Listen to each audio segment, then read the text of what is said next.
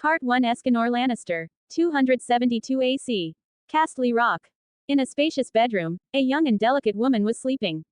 She had sweat on her forehead and her beautiful long golden hair was disheveled. It looked like she had gone through an exhausting experience as her thorax rose and fell quickly. The door opened silently and the midwife entered with a bundle of linen in her arms. She made sure not to make too much sound so as to not wake her present. "My lady, I bring you the youngest cub, my lady." The midwife spoke softly. Joanna's eyes fluttered and she opened her eyes to look at the midwife. A weak but brilliant smile adorned her face as she saw the little present. "Please let me see him." "Certainly, my lady." Gently the midwife placed the small baby right next to Joanna. This way they could smell each other and the bonding process could start. This was an important moment for the child. "My prince, my little cub. You're the most cute thing I have ever seen, my love.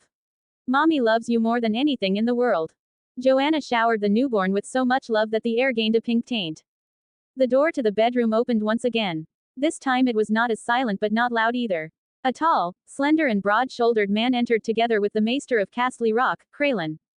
Joanna looked at the new addition to the room and saw her husband. On the normally emotionless face of her love, she could see many emotions. Worry, anxiousness and even slight anger. Probably because he blamed the maester for his incompetence. The birth of the newest addition to the Lannister house was anything but easy and safe. Tywin was livid and scared when Maester Craylan said that Joanna might die during childbirth. She was the one thing he really cared about and loved. His children as well, but nowhere as much as Joanna. Tywin approached his wife and touched her forehead gently. He wanted to make sure that she was really all right and healthy. Then, after calming down somewhat, he looked at the bundle of joy that lay in her arms. Joanna could read his expression and knew that he was overjoyed right now. "It's a healthy baby, my lord. There is nothing wrong with it. I'm sure he'll grow very strong in the future, my lord," Maester Craylan said after he had checked on the newborn. Tywin nodded ever so slightly without replying to the man. Craylan and the midwife knew that they were excused and left the chamber. "He's beautiful, is he not, husband?" Joanna said weakly. Quote. "Yes. You did well, my love." Tywin was unable to express his joy and relief to his wife. But he knew that Joanna knew him better than anyone, so it was not necessary. "What will we name him?" Joanna smiled at her husband. She saw the smallest smile as he held their little cub in his arms. "Esganor. He'll be named Esganor. Esganor Lannister. A fitting name." Indeed. The reason this was a fitting name was that Esganor was born with a very peculiar birthmark on his back.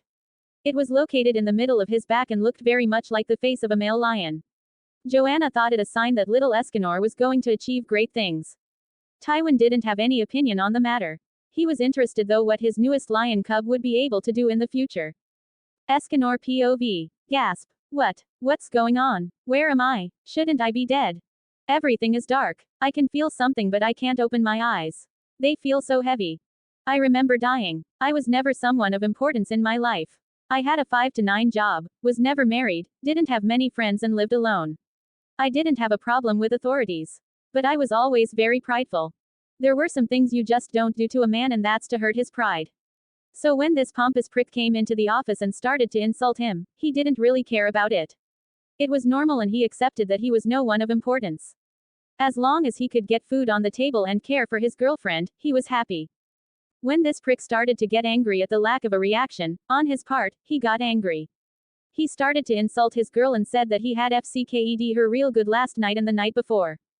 Esganor almost lost his cool right then and there. He was a very strong man and kept fit. He liked to lift weights, but not too much, and he also liked to do martial arts, but also not too much. Everything was done with measure in his life. But at that moment he almost punched the pompous hole. He had to work overtime last night and wasn't able to go home. This morning when he called her she acted strange. He was scared all of a sudden and grabbed his phone and called her again. She didn't pick up this time and he got even more worried. Out of desperation he left the office and drove home. The situation he found himself in was the worst thing he had ever seen. His girl was crying in the shower and the bed was all bloody. He knew instinctively what happened and completely lost it. The son of the CEO was still in the bed sleeping. Like a freight truck, he began beating the man to a bloody pulp and wasn't able to stop. His pride had been hurt and they dared to touch his girl. The one thing that brought joy and color to his life. The father of the man he killed didn't like it very much and he was killed in prison. 41 comments 0 vote. Part 2 Baby Brother. 272 AC. Esganor POV. I'm trying to open my eyes again. I can hear voices and I feel myself being lifted. Somehow I still don't know what is going on. Was I drugged? Or did I somehow survive the stabbing? No, that makes no sense. Maybe. No, that is impossible, right? I still remember reading some of those stories about isekai, or reincarnation and wish fulfillment. I like those. It's the best way to leave your problems behind and dive into an adventure for some time. But that's impossible. I don't believe in reincarnation, but what happened then? Come on, you stupid eyes. I want to see something. Let's see here. Lol, I can hear voices. I don't understand what they're saying, but they must be very close. Judging by their tone, they're speaking softly. Maybe because of me. Not wake me up, but I'm awake. Please help me here. I'm awake. Oh god, this is what patients with locked-in syndrome must feel like. This is terrifying. Normal POV. Tywin gently places Esganor back with Joanna. It was enough excitement for today. He almost lost her. He couldn't have dealt with that. You have to stop with the children. No more producing them for a while. The problem is simply that Joanna loves her children so much. She's the glue that holds the whole Lannister family together. Her smiles and friendly aura pull everyone in. Even the stoic Tywin had fallen for her charms and bright character. Tywin doesn't know what he'd do without her. He would become very bitter. Even when the Mad King, Aerys II Targaryen, craved her and wanted to bed her. Nonsense. He wanted to ravage her and repay her. The Mad King wanted to have his way with many of the Queen's ladies in waiting. Among them also Joanna. But Tywin would never allow that. Tywin sighed. Joanna was planning on having Jaime and Cersei visit King's Landing for the anniversary tourney. It was supposed to be held to celebrate the 10th year of King Aerys' reign. Now though, it didn't look promising for them to go. He had to return to King's Landing soon. When he heard that his wife was having complications in the last few days before birth, he came as fast as he could. Thankfully, she made it through, and if you could believe the Maester, she'd make a full recovery. He didn't want Joanna to do anything taxing for the time being. But he knew her well enough to know that everything she promises her children, she keeps.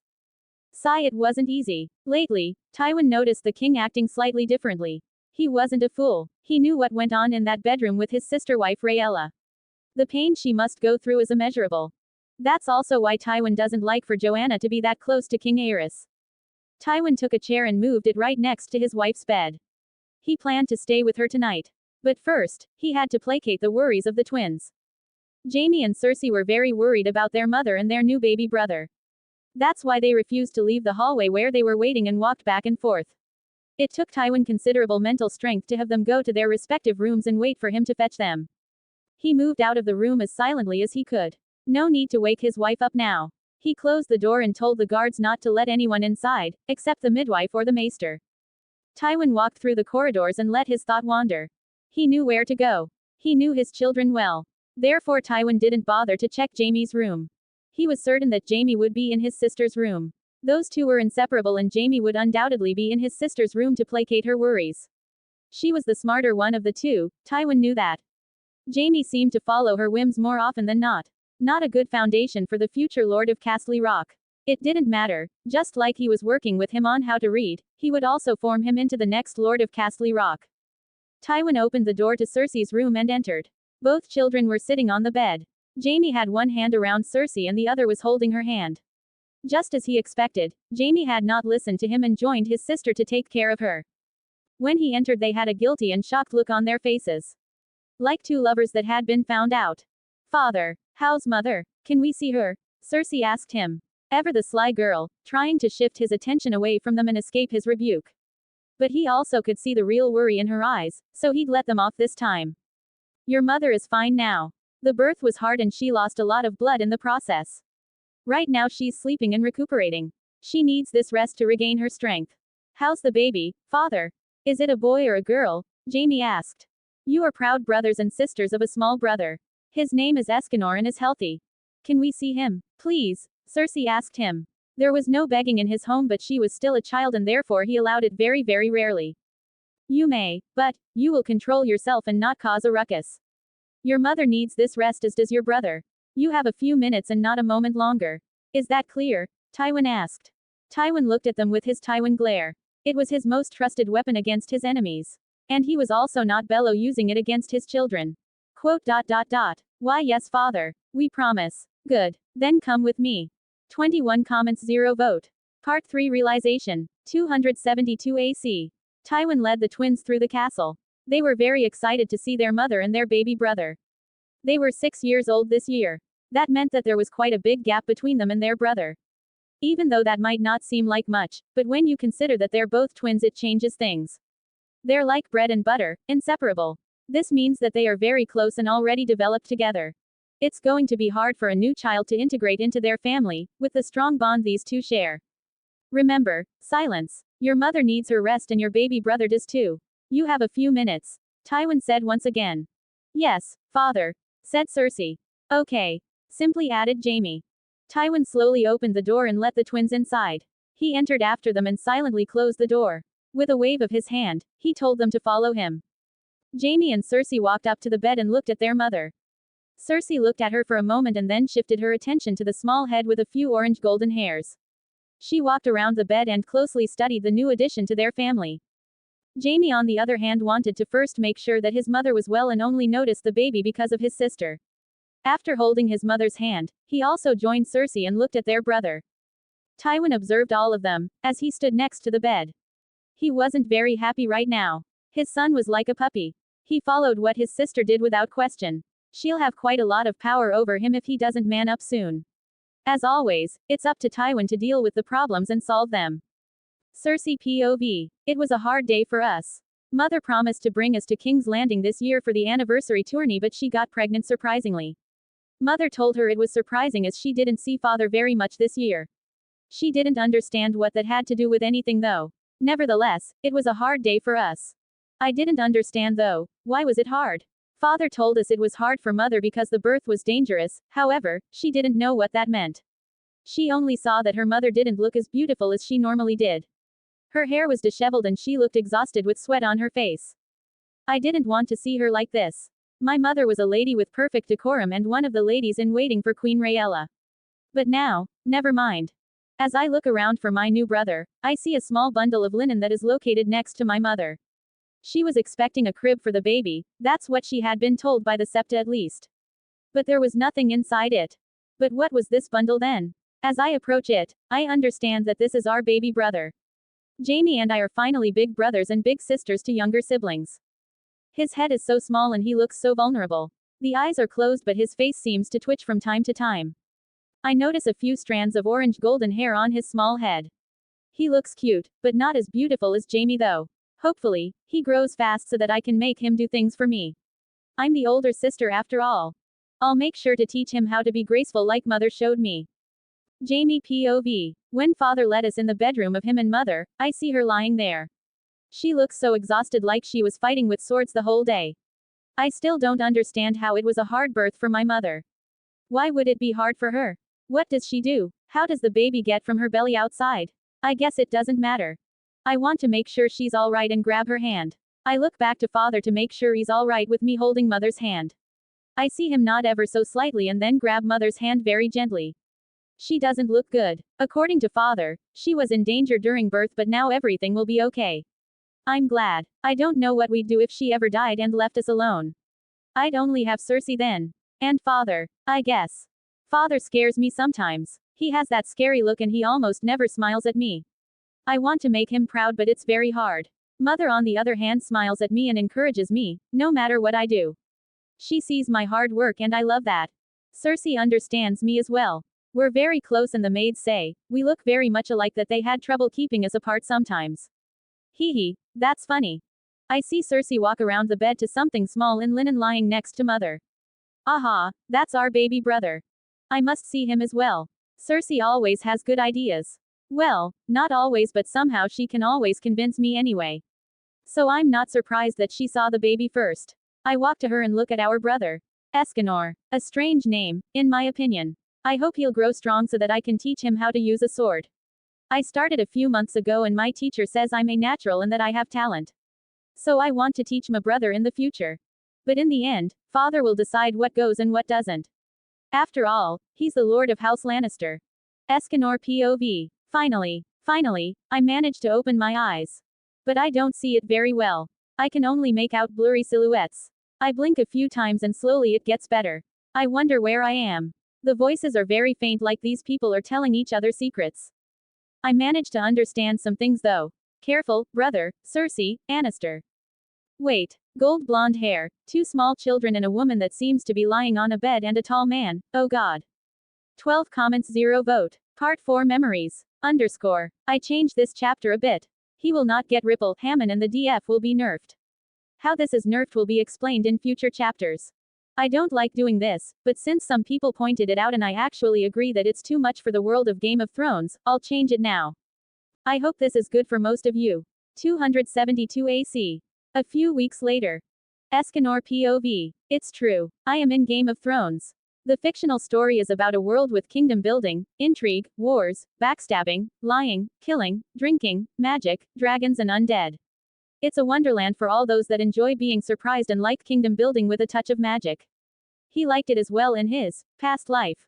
He knew now that he had indeed died and was now reincarnated or Isacade in this new world. When he saw Cersei, Jaime and his new parents Tywin and Joanna, sealed memories were unlocked. Not the kind of his past life, as those were already present. No, the kind he only read about in stories and fanfiction. He had the classic, "I'll send you to live another life," treatment. And he was quite happy about it too.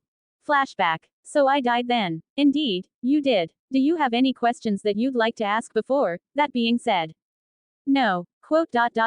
Normally I don't get interrupted when I just don't care. Let's get this over with. Quote. Quote. Quote.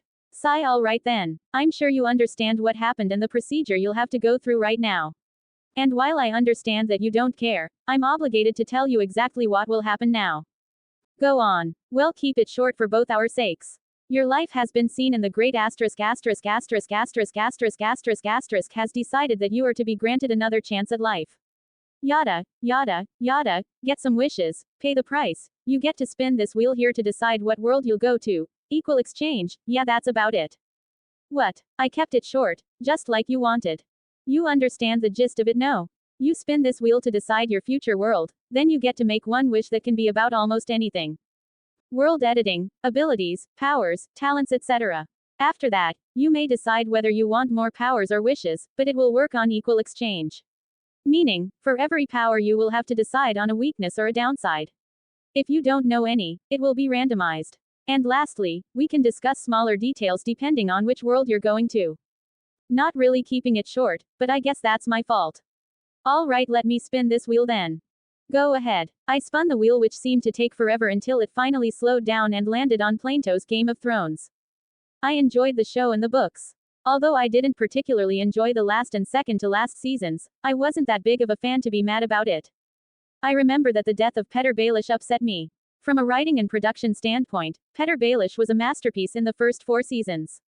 Although he was remarkably different in the books, where he was depicted as a likable and trustworthy guy, in the show no one seemed to trust him, well almost no one. But then his death and his mistakes were just sad. Another character he liked was Tywin Lannister. He didn't like his actions of course but the character and the actor that played him. The deep voice, the authority and everything else just worked beautifully well together. His death was not really unsatisfying though. It was like a cruel twist of fate that he died without any dignity on the privy. Now, even though he enjoyed the show or the books, it was a cruel world and he needed to think carefully about his wish. He wanted to pick something that he enjoyed and assured him of his survival. Are you done? For someone that wanted me to hurry up, you sure take your time, the being said after a while. I guess you're right.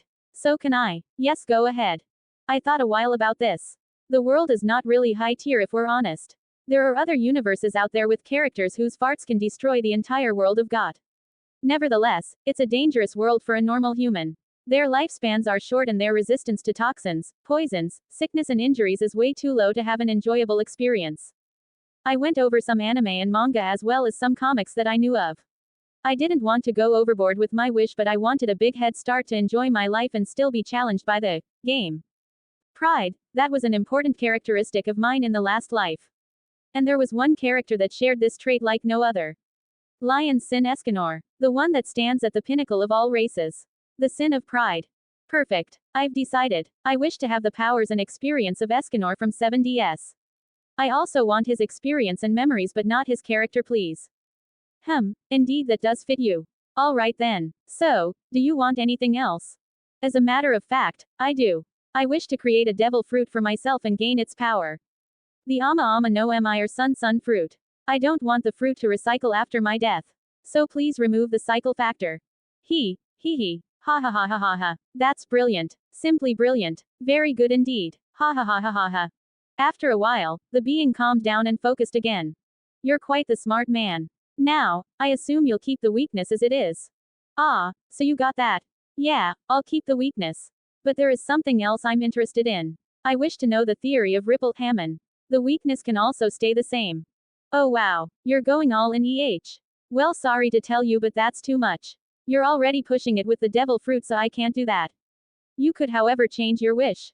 No, in that case, let's forget about Ripple Hammond and just go with the devil fruit. Good. Oh, and there will have to be some changes to your devil fruit. You'll find them out soon, and the reason for why you chose it won't change, but I'm gonna have to nerf it a bit. Sigh, I see. Never mind, I chose it for that one reason only. I'll tell you what, because I nerfed your wish, I'll give you a gift. You'll find your gift a few years after you're born, okay? Yeah, thanks. All right. Enjoy. Thanks. Flashback end. Tell me whether you understand why the DF was a good idea from Esganor. Cedric_7512 creators, thoughts. 35 comments, 0 vote. Part 5 first week. 272 AC. Esganor POV. So that's what happened. Now let's come back to what this means. I got all the powers from Esganor from the 7 Deadly Sins anime manga.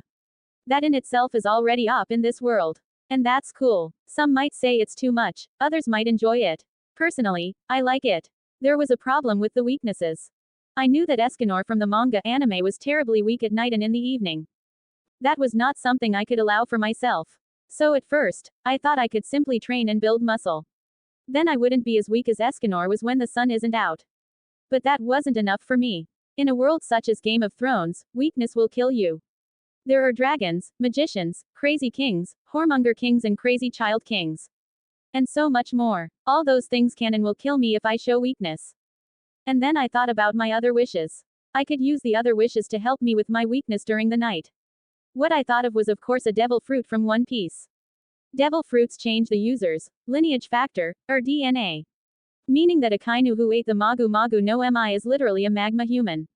His DNA has been altered by the fruit to make him so. This means that should I create a devil fruit with the power of the sun? Exactly. I will become a sun human. Meaning I will be similar to the sun. Finally, this would negate my weakness during the night at the price of a weakness to seawater. But, there is a possibility that this weakness only counts for seawater from the respective world of One Piece. So maybe I can still swim. However, even if I can't, it's still useful. The so-called nerf the being talked about is nothing major, to be honest. It just doesn't allow me to develop special abilities with my devil fruit. Unlike in One Piece where the owner can create abilities for his devil fruit, I can't do that. The joke's on him though. I don't even need that particular function because I have sunshine. This is the magic that Esganor has. Sunshine already grants me sun magic. I can create abilities through magic, so no problem on that front. The sun fruit is a Logia fruit. Normally this would mean that only hockey, seastone and seawater can harm me. And in a world without hockey and seastone I'd be overpowered. No, this is the biggest nerf.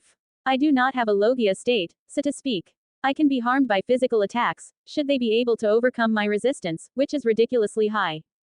The last thing to finish off this topic is the gift I was promised.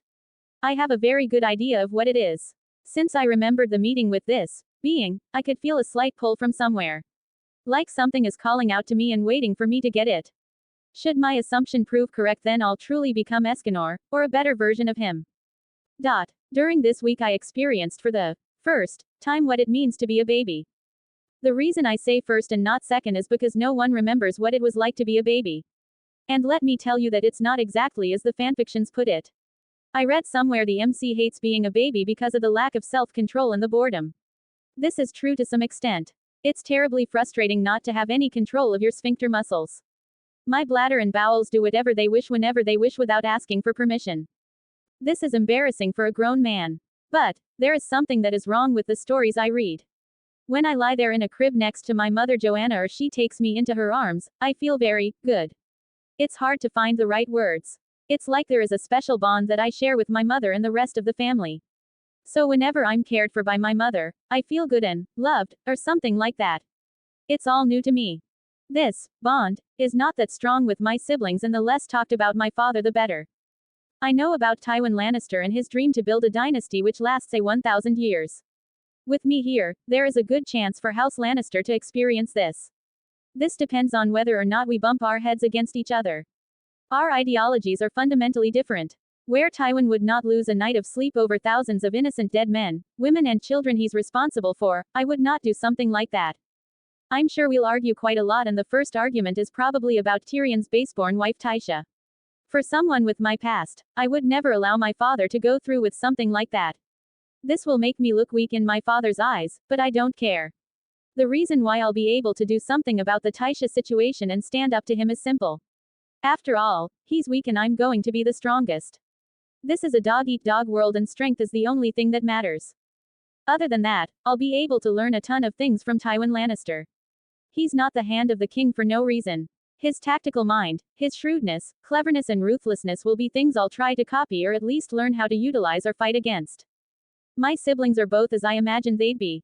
Cersei was quite pretty already at 6 name days. I can see that she seems to care for me a great deal and probably thinks of the time when she'll have a baby as well. A lady through and through. I don't have much time, but if I can, I'll try to change her a bit. She had a terrible character in the show. Born out of bad parenting on my father's side. Mother died too soon in the story to shape Cersei and Jaime. I'll try my best in that regard. Jaime is also pretty. Haha, I can see him doing whatever his sister tells him to, whenever they're in my room and spend some time with me. Maybe I can beat the simp out of him. Probably not. But I can still just beat him for the heck of it. He's already talking non-stop about sword fighting, becoming a knight or honor. I'm sick and tired already, and I can't speak yet. The language barrier is non-existent. Somehow I'm able to understand them perfectly. I don't know why, and I don't care. Talking will take a while though. I'm not in a rush, however. Better to enjoy sleeping all day while I can. Please leave tips and constructive comments. If you don't like something, please tell me why so I can learn and maybe change it.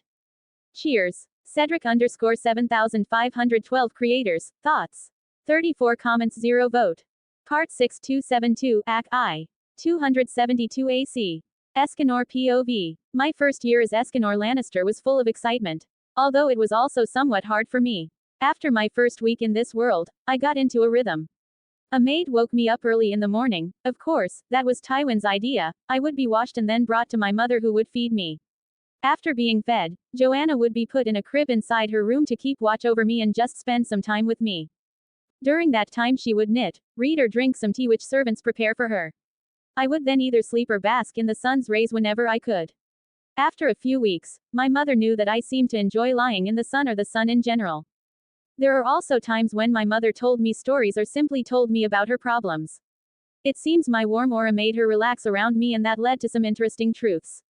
I got to understand that Joanna didn't have an easy life. It was not what she had always dreamt of, and yet she was still thankful, as she knew that there were way worse lifestyles in the world. She told me about the strictness of Tywin. It seemed like she had developed some feelings about Tywin that allows her to tolerate her situation. But it's hard for her, and she suffers under the cold treatment in Castle Rock. The only warmth she experiences is from her children, Cersei, Jaime and me. Joanna is sad though that the twins are growing up and keep to themselves most of the time and are more and more independent. Knowing that I started to use very little amounts of my sun energy on her whenever she would spend time with me. That way Joanna started to relax more and enjoy our time together. Sadly, this was a double-edged sword. It would mean that she spent even more time with me and I had no time for myself except during the night. To counter this, I started to simply try and absorb more sunlight and energy. This had massive benefits, I realized. First, my reserves for magic and energy started to increase slightly.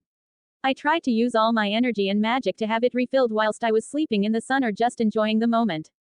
My recovery speed increased, both magical and physical. Another thing that I did was sleep, a lot. It was the best thing in the world for me, and my mother joined me most of the time when she had the time. My father had to hold the stupid anniversary tourney in 272 AC for the 10th anniversary of King Aerys II Targaryen. Surprisingly, at first, my father didn't want my mother and me to go because of our health. He said that due to the complicated birth, she or I might not be healthy enough to attend. Ever the dutiful lady in waiting and also the lady of Castle Rock, my mother convinced Tywin to go along with his plans and not to worry about her or me. There was no way that she leaves me in Castle Rock and go without me. She had started to develop some sort of dependence on me. As long as I was close by, she was able to relax, and otherwise, she'd be slightly worried all the time. It was quite a bit weird. She was my mother though, so I didn't think much of it. Traveling to King's Landing was a drag. While the journey itself was not that bad, there were multiple things I was not happy about. First was the carriage the family traveled in. You could feel every single bump in the road. The smallest stones could be felt underneath your bum. Thank FC King Crass we had enough furs to make it comfortable. Second, was the time it took to get to King's Landing. I mean, it wasn't a long way to go. I was just too used to the transportation from my past life. But the worst thing on this trip was definitely my siblings. Cersei couldn't wait to see knights in shining armor, but she acted as though she didn't really care. It was obvious though, as she asked many questions to Mother. She wanted to know about the queen, the king, the prince, what they'd do when they get there, how long it would take till they get there, how long it would take till they get there, how long it takes, how long it takes. My goodness. It takes as long as it takes, child. Why must you ask 1,000 times? Are you a broken recorder? What is wrong with you? Jaime was a different breed altogether. He didn't ask many questions but just talked so much. He talked and talked and talked and talked and talked some more. And it wasn't even interesting things he said. Just the strange and confusing rambling of a 6-name-day-old child. I was so happy when they told us that we had finally arrived in King's Landing, for whole 2 minutes, then I used my nose and from then on I just wanted to die. Why must you do this to me, medieval world? The smell was so bad I retched. I just wanted to leave this shithole and come back in a few years so I can use a cruel sun and destroy all evidence of this pile of trash. It took a few days for me to get somewhat used to the smell. Why would anyone allow the city to smell like this? Why does no one say anything? Does the king really not care? Is this a statement from the king that he shits on others' opinions? Or was it just a joke from R.R. Martin that his rule as a king was shit? Everything became clearer when my mother took me into the Red Keep. The smell was far less prominent and I understood that the king just didn't care because he couldn't smell it from his high throne. What an asshole King Aerys II Targaryen was, like seriously. The man lusted after every pretty lady like they were some meat. He was a bitter, angry, sadistic prick and I could see that craziness he was famed for in the books showing. There is no way I'd ever fight for someone like him. If possible I was going to make sure that Jaime won't go to become a Kingsguard. Protecting this FCKTARD and that by one of my flesh and blood, no sir. Thankfully I was still so small, otherwise, I might have punched him in the face to wipe off that lustful look when he looked at my mother. Better watch your back sister F***CKER, I will break you, literally. Yeah, Esganor doesn't like Aerys. Cedric_7512 creators, thoughts. 15 comments 0 vote. Part 7272, Act 2. 272 AC. Esganor POV. My mother brought us children to the Red Keep to introduce us to her friends. Rhaella Targaryen, the sister wife of Aerys, and Ariella Martell, the princess of Tourney. Those were her 2 friends with whom she shared stories, exchanged gossip and was able to laugh. It was a dangerous time for my cheeks. How can these women touch the one who will stand above all races like that? During the tourney that my father had to hold for a shitty king in an even shittier city, something happened that had quite an effect on me. I had forgotten this incident but remembered after it had happened. And for once I was of the same opinion as Tywin. I don't understand how people can watch a tourney. How can they do this to themselves? Jousting was probably the dumbest and most boring thing I had ever seen. 2 people, in full armor, on a horse wield a long stick and try to push the other person off their horse. Shit like that was something you did on the playground, when you were 5. They were literally playing with sticks and pushing others off of things. I was shocked it could be this boring. Added to that, it was also the sport which gave the most prize money. More than the melee or others. Who thought of that? Why does a sport that is useless in actual life, uses so much equipment and is this boring, give the most prize money? Before you argue that our sports also serve no purpose and you can't use the skills in real life, at least it doesn't cost so much equipment and horses just to play it. You can play soccer with a ball alone if you really want. Take a table and stretch a rope and you can play table tennis. Swimming only needs water. I could go on and on, but this was a trigger point for me due to the fact that I was stuck here and had to watch everything. The melee was one messy and chaotic mess where I had no idea who was really fighting who, and true skill was not as important. The more people fight against each other, the less skilled you had to be to win. Luck was important. The true nadir, and also what got Tywin furious and me as well, was a comment that the Loony King made. At first, nothing happened and everyone seemingly enjoyed the bloody and confusing mess that was the melee. I didn't really watch much of it, and that allowed me to observe the members of the court a bit. The queen I had already seen, as well as Princess Ariella. Rhaella Targaryen was a deeply scarred woman, filled with sadness, bitterness and a lot of fear. Her existence as the sister of Aerys II was the worst thing that ever happened to her. Her first child, the pussy that was Rhaegar Targaryen, she had when she was 4 and 10 name days. Far too early, and it showed when she had many miscarriages and early deaths after Rhaegar. She was an emotional wreck, and I couldn't help but feel pity for the woman. I used my magic to relax the room whenever Mother was alone with the Queen and the Princess of Tourney. I could see the stress and worry of Rhaella chipping away ever so slightly. Princess Ariella Martell was a proud woman. She was quick-witted and had a sharp tongue and mind. Her humor at the expense of some highborn nobles sometimes got a giggle out of him. As a true Dornish woman, she had a lot of passion that drew us to each other. I enjoyed her company, and she did mine too. The three women abused me and my calming and warm presence after realizing that. I felt so used. Other than those two women, I hadn't had contact with many lords or ladies. My mother kept me very close, and her two friends also wanted me to be in the same room. So I used the time I had on hand during the tourney to observe them. I could see the pretense and lies that permeated the air in King's Landing. It was suffocating. Every single one of the highborn or lowborn alike had greed in their eyes. They all wanted something, and they all played the game. It would have been a good opportunity for me to get a first impression of those I would have to deal with in the future, but it was cut short when the king's lust and sadistic tendencies showed. I noticed as I was observing the lords that the king had stopped watching the archery competition and looked at my mother. Just like all the other people I had met, the look in his eyes spoke of greed and lust. He was lusting after Mother, and that didn't sit well with me. Even if I wasn't a fan of Tywin, he was at least faithful. After looking at my mother for a while, he had to open his mouth. The FCKER seriously asked my mother if nursing her children had ruined her breasts. The unmitigated gall on that guy. When Aerys said that, my father's face became dark red. He was furious beyond anything I had ever seen. It looked like he would explode and cut down the king any second. His teeth were pressed together so hard they were going to turn to powder. The silence that followed that question was unbearable, and the tension was so thick you could have cut it with a knife. My mother was red-faced as well. She was deeply ashamed and sad at his question. She wanted to let the ground swallow her whole. All the stares of those that had heard the king were like arrows that cut into her flesh. I was beyond livid at that point. I used my anger in that moment and screamed, "FCK the king, FCK decorum, or all that shit." I screamed so that my mother had a reason to leave and get out of there. Thankfully it was allowed and not considered rude. Those words out of the king's mouth had sealed his fate. I would return here and I would feed him his own heart, or penis. The next day my father wanted to resign as hand of the king. To add salt to the wound though, Aerys II Targaryen didn't allow him to resign. It was a terrible insult, something Tywin would surely never forget.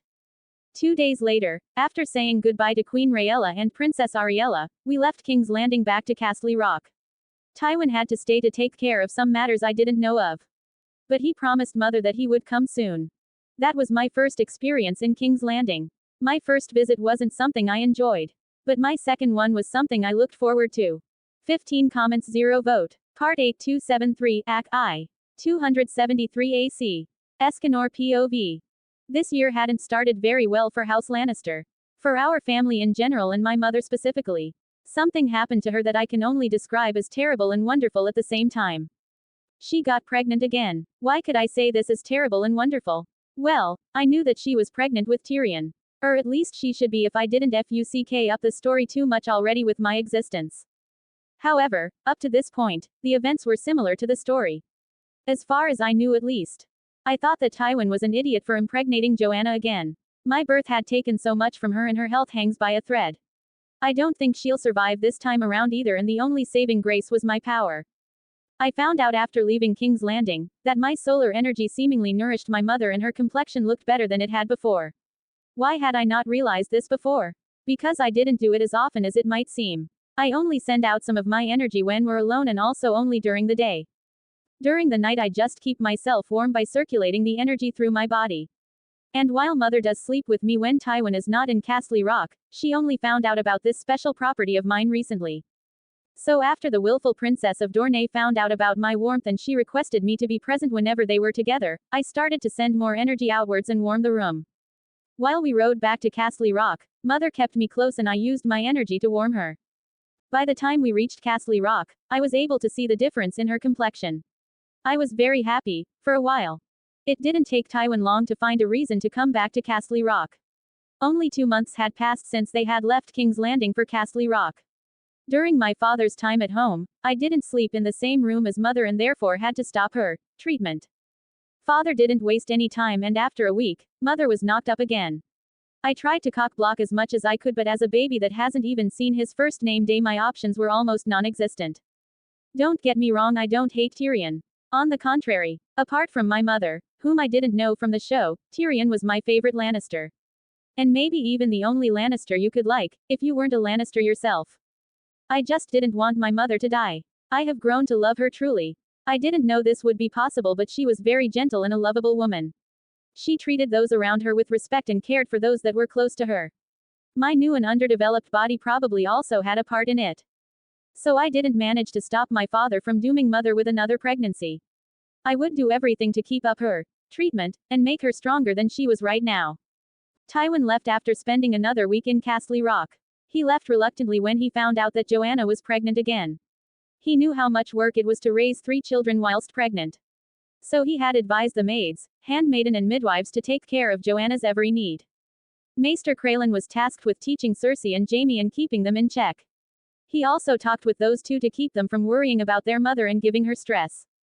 After he finished all those preparations, Tywin Lannister had to return to King's Landing to continue his work as Hand of the King. Personally, I'd never do that shit. Too much work and too little reward. And why would I sit and brood over paperwork all day long with no end in sight for a king that was a prick and a loony? FCK the king and FCK the paperwork. I know that sooner or later, I will have to step up and begin learning under Maester Crelin as well. And should the events of the story truly come to pass, then I will become the heir of Casterly Rock in the future while my incestuous siblings cause chaos in King's Landing. Those two are truly adamant about ruining the Lannister name. They have already started with their experiments, if you will. It all happened a few months into mother's pregnancy. I was together with mother. We sat in the small garden of Castle Rock. Mother had asked father to prepare a small garden for her because she enjoyed basking in the sun with me. Tywin had accepted, and after months of working on it, a small garden had been completed with 2 chairs and a small table for refreshments. I was in a crib next to mother.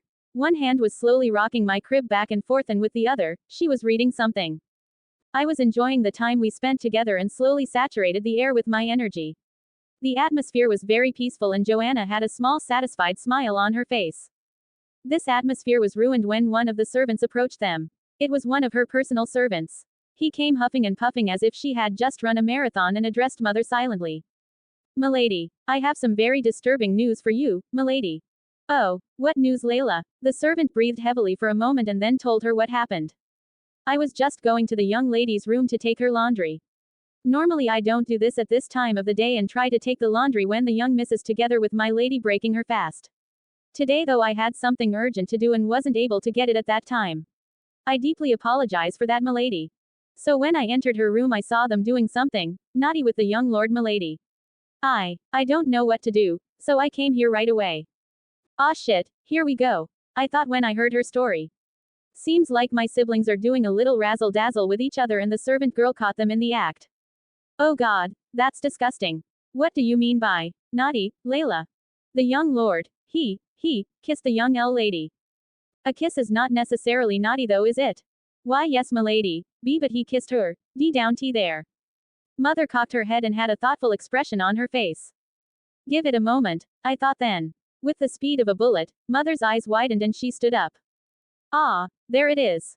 She got it, I thought. Without saying anything anymore, mother started walking into the castle. Layla, take Esganor to his room and then come to me to Cersei's room. Don't tell anyone about this, is that understood? And be quick about it. Go. Ooh, seems like someone will get an earful. You don't anger the mother hen like that. It don't end well. 21 comments 0 vote. Part 9273, Act 2. 273 AC. Esganor POV. How annoying. I wasn't able to witness mother thrashing my siblings for their early incestuous behavior. What a drag to not be able to walk on my own. These maids are everywhere, I tell you. Overall I understood the situation anyway. And from my memories, I knew what was happening anyway. What happened was similar to what I knew from the story. Cersei and Jaime started to experiment and try out different sexual things. Nothing major, but they still explored their sexual characteristics. The only explanation for why 7-name-day-old children would do something like this would be that humans in this world develop faster than in my last one. People do marry with like 12 name days and women have children with 14, not that that is healthy, as is shown in the high mortality rate during birth. But my goodness, that is so disgusting. Imagine your brother and sister being intimate to that degree is just, barf. So mother went to the room and found both Cersei and Jaime sitting in the room and waiting for her. It would appear that they at least understood that they might have made something that was wrong. When she entered, mother asked them about what happened to get their version of the story, and then she asked Layla to compare their stories. She got extremely angry with both of my siblings and things changed for them after that. Jaime's bed chamber was moved after this fiasco. His new chamber was now located at the other end of Castle Rock. That was quite the distance, I tell you. It probably took him 10 to 15 minutes to walk the way to break his fast in the morning. Cersei the darling had a constant guard in front of her room now. That must have been quite frustrating for her. A constant cock block in front of your room, oh my. Mother warned my dearest siblings to never do those things with each other ever again. She told them that only married people do those things when they love each other during marriage. Ha, that was not very smart on her part. They'll just tell themselves that they do love each other and simply continue at a later date. And should my mother still die, they will continue anyway. I hope I grow up fast enough to stop those two from ruining our entire house. The groundwork has already been laid. The servant girl, I haven't seen her since then. She simply vanished and I have a suspicion that mother knows where she went. It's impossible to just vanish like that. It appears that she was very unfortunate to catch those two in the act and be honest enough to tell mother. That's what you get for being honest in this world. The time has come. Mother is in labor right now. She told us children about the guests that are supposed to arrive soon. The Martells are coming, and if I'm supposed to believe my mother's soliloquy, then there are one if not two marriage proposals in prospect. Ariella Martell is the princess of Tourney and she has 3 children, Doran the oldest, Elia and Oberyn the youngest and wildest of them all. Apparently, mother and Ariella have talked about marriage between our houses for a while now, and since Elia and Oberyn are of similar age as Cersei and Jaime, well, somewhat similar, both women thought about having them marry. I'm not sure whether this is such a good idea, to be honest. Oberyn is going to be a very passionate man and he will never be truly faithful to only one woman. He of course doesn't make a secret out of it. The Dornish have a different culture. Still, my sister wouldn't understand or accept this. The same would be the case with Jaime. He would never be able to deal with the passion of Elia. But unlike Cersei, he is a beta and would do what he was told. The only problem is that Ariella is unsure whether Aerys II Targaryen would want Rhaegar to marry Elia. And to be honest, I don't know who I'd choose. Father has not arrived in Castle Rock yet. I believe that Maester Crelin has sent a raven to King's Landing, but I'm not sure. He'll be here though, that I'm certain of. I'm of course in my room right now. Thanks to my training with my energy and magic, I grew quite a bit faster than a normal 1-name-day-old child should. Both my siblings are in their rooms as well and nervous about the birth. As am I, if I'm being honest. Her last labor didn't go well and she almost died. And now she was once again giving birth. Let's hope she makes it. If not, I'll be very sad. She is the glue that keeps this family together. Tywin Lannister is bearable this way, but without her, he'll become a bitter man and even worse than he is now. Hours pass. I can't sleep even though it's deathly silent in the castle. It's like the whole castle and its inhabitants are holding their breaths. After a long time close to bedtime, I can hear a loud cry coming from somewhere down the hall. The cry pulls me out of my thoughts and surprises me. I take a moment to realize who the voice belongs to. It's not the first time I heard this cry. The last time was when Jaime was taking his first horse riding lesson and fell from the horse because he wanted to go faster and hit the horse. Cersei cried so loud and hysterical that I almost lost my sense of hearing. She screamed and ran onto the field shouting to have the horse killed as it was trying to kill her brother and other such stupid things. It took Mother hours of assurance and Maester Crelin's expertise to assure her that Jaime wasn't going to die. Cersei stayed at Jaime's side that night and refused to leave. Needless to say, this was before the servant girl caught them. So this is Cersei who's screaming. And if Cersei is crying, then. Mother didn't make it. 25 comments 0 vote. Part 10273, Act 3. 273 AC. Esganor POV. How annoying. Cersei is such an annoying creature. I was actually crying when I heard her scream because I thought she had died. But no, it didn't even have anything to do with Mother. She wasn't even inside the room where Mother was giving birth. I'm gonna hurt her. However, the hope I got from this news was short-lived, as in the evening of the same day it was announced that my mother was in terrible shape and would probably not make it for very long. Maester Kralin wrote a note explaining everything to my father in King's Landing so he could come here as fast as possible. I was not able to see my mother for a few days. I would get fed by a maid and then just put into a bed for small children. It was incredibly boring and got on my nerves. I still didn't know about my mother's health. Maybe I could help her with my ability, maybe she would recover faster. Knowing no other way, I started crying. I cried and cried and cried some more. No matter who came to calm me down, I kept on crying. Not even Maester Kralin managed to do anything to help me. It got so far that the good Maester decided to give me something that helps people sleep. He actually drugged a one-name-day-old child. Thankfully I was able to neutralize it with my magic. I just burned through it and then started crying even louder. Finally, I was brought to my mother's room. She was not looking good. Her hair was disheveled, her cheeks sunken, she looked dehydrated and terribly pale. If I could trust the smell, then she must have lost a lot of blood. It would seem my newest brother was indeed a dwarf. They had to have difficulties with his slightly larger head during birth, which resulted in tears and blood loss. The sheer incompetence was saddening and unbelievable in my eyes. How can you call yourself a maester when you're not able to deal with an unforeseen circumstance? I was brought to a crib right next to mother. She was breathing heavily and slowly. Just at her side was a babe with a slightly bigger head than normal. Tyrion Lannister was lying there and drinking milk from my mother without a worry in the world. This wasn't good. He was taking from the little nutrients she had. She would die if this continued. But the little babe drank like his future version drank wine. I did what I could and started to use my ability. The air around us started to heat up and get warmer. While this was good, I didn't know whether it would help. The healing properties were still untested, as I'm still too young to do those tests yet. A week later my father finally arrived. He didn't look as calm and collected as he usually did. I was still inside mother's room, as my presence seemed to have a calming and positive effect on my mother's health. She was still not able to talk though. She was told by the maester to save her strength for her recovery. But his voice didn't sound very convincing. I was unwilling to accept this though. I kept up with using my energy to saturate the air and heal my mother. When Tywin entered the room, he was still in his travel attire. He approached mother and knelt next to her after looking at Tyrion with a weird gaze. I didn't know what it meant. Joanna, Joanna, Tywin almost whispered. He held her hand between his own. Tywin, you came, mother said weakly. It felt like every word cost her a lot of energy. Yes, save your strength. Did you see our son? Is he not beautiful? He is beautiful, so beautiful. I'm just so sad that I won't be able to see my babies grow. Mother had started to cry. The tears were rolling down her cheeks. Promise me, Tywin, please promise me that you will take care of them. Please promise me that, husband. They are my everything. I hope you can promise me that. They are all good children, especially Esganor. I know that he's smarter than a normal child of the same age. Promise me. Tywin, please. Mother smiled weakly and then took her last breath.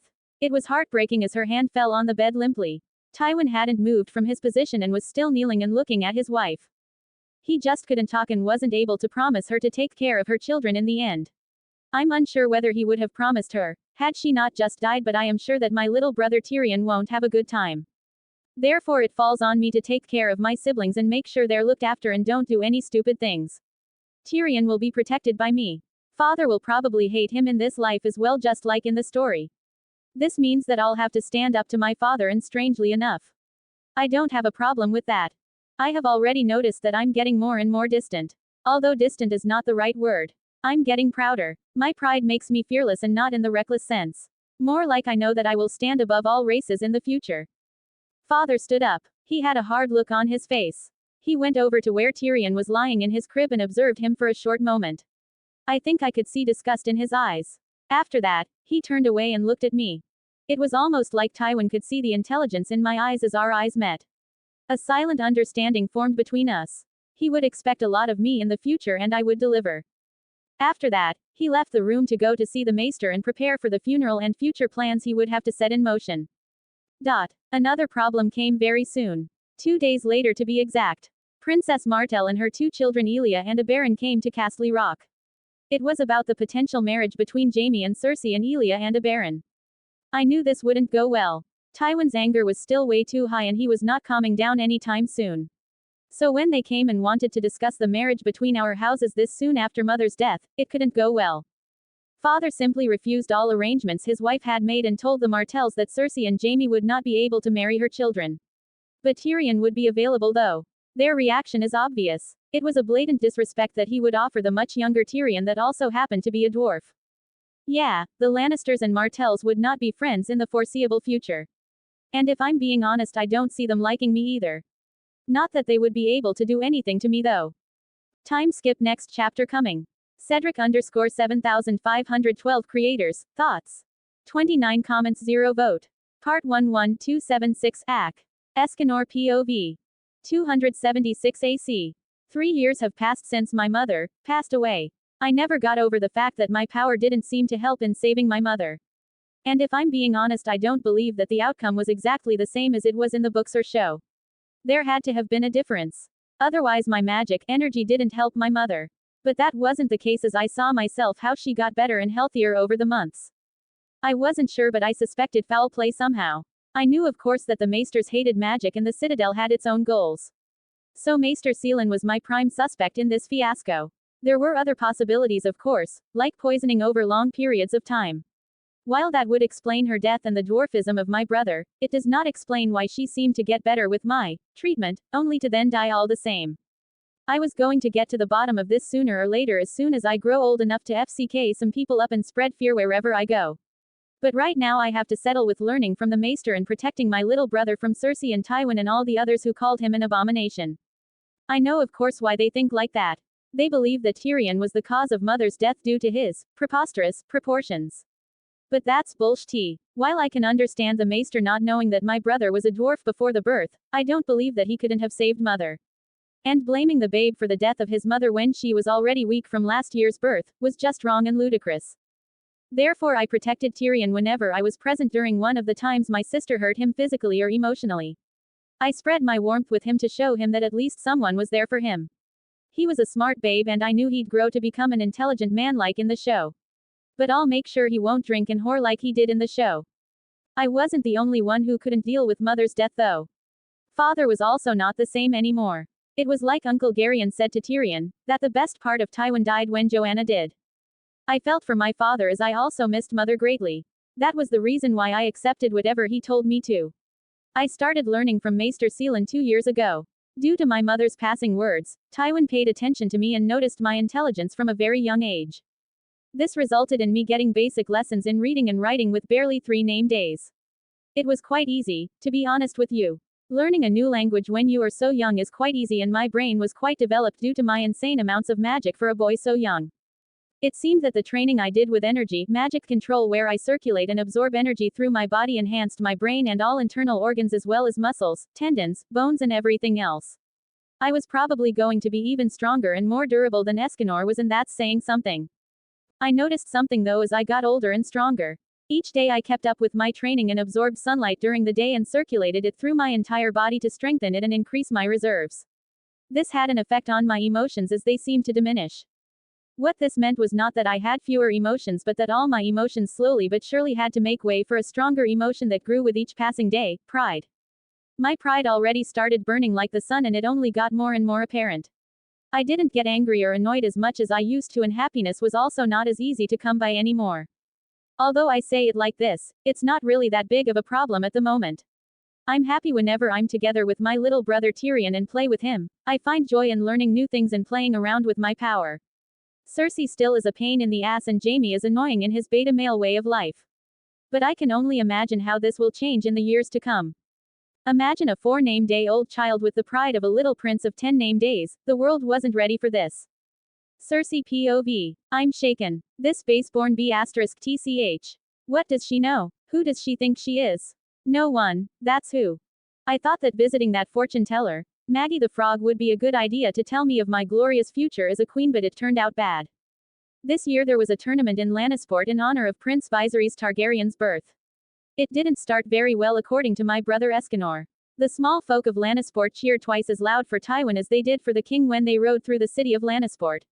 Brother said that this would not be received well as there already are rumors about Aerys rule. According to brother, some people joked it was Tywin and not the king who really ruled the land. And when Essos, the captain of Tywin's guards, made such a comment, Aerys had the knight's tongue removed. Esganor snickered when he told her about Essos and his fate. He said that he was weak and therefore got his tongue cut off. He should have been smarter with what he said and not just be that honest when he can't handle the consequences. Consequences. Esganor told me that they are an important part of life. He said that no matter what you do, you must be aware of the possible consequences and then you must ask yourself whether you could handle such circumstances. If the answer is yes, then you can go through with what you want to do. If the answer should be no, then I would have to stop and think of a way that the consequences change. Although Esganor is way younger than me, he is so smart and I don't like it when he lectures me like an old man. But thankfully he never really does so. I don't like how he protects the monster though.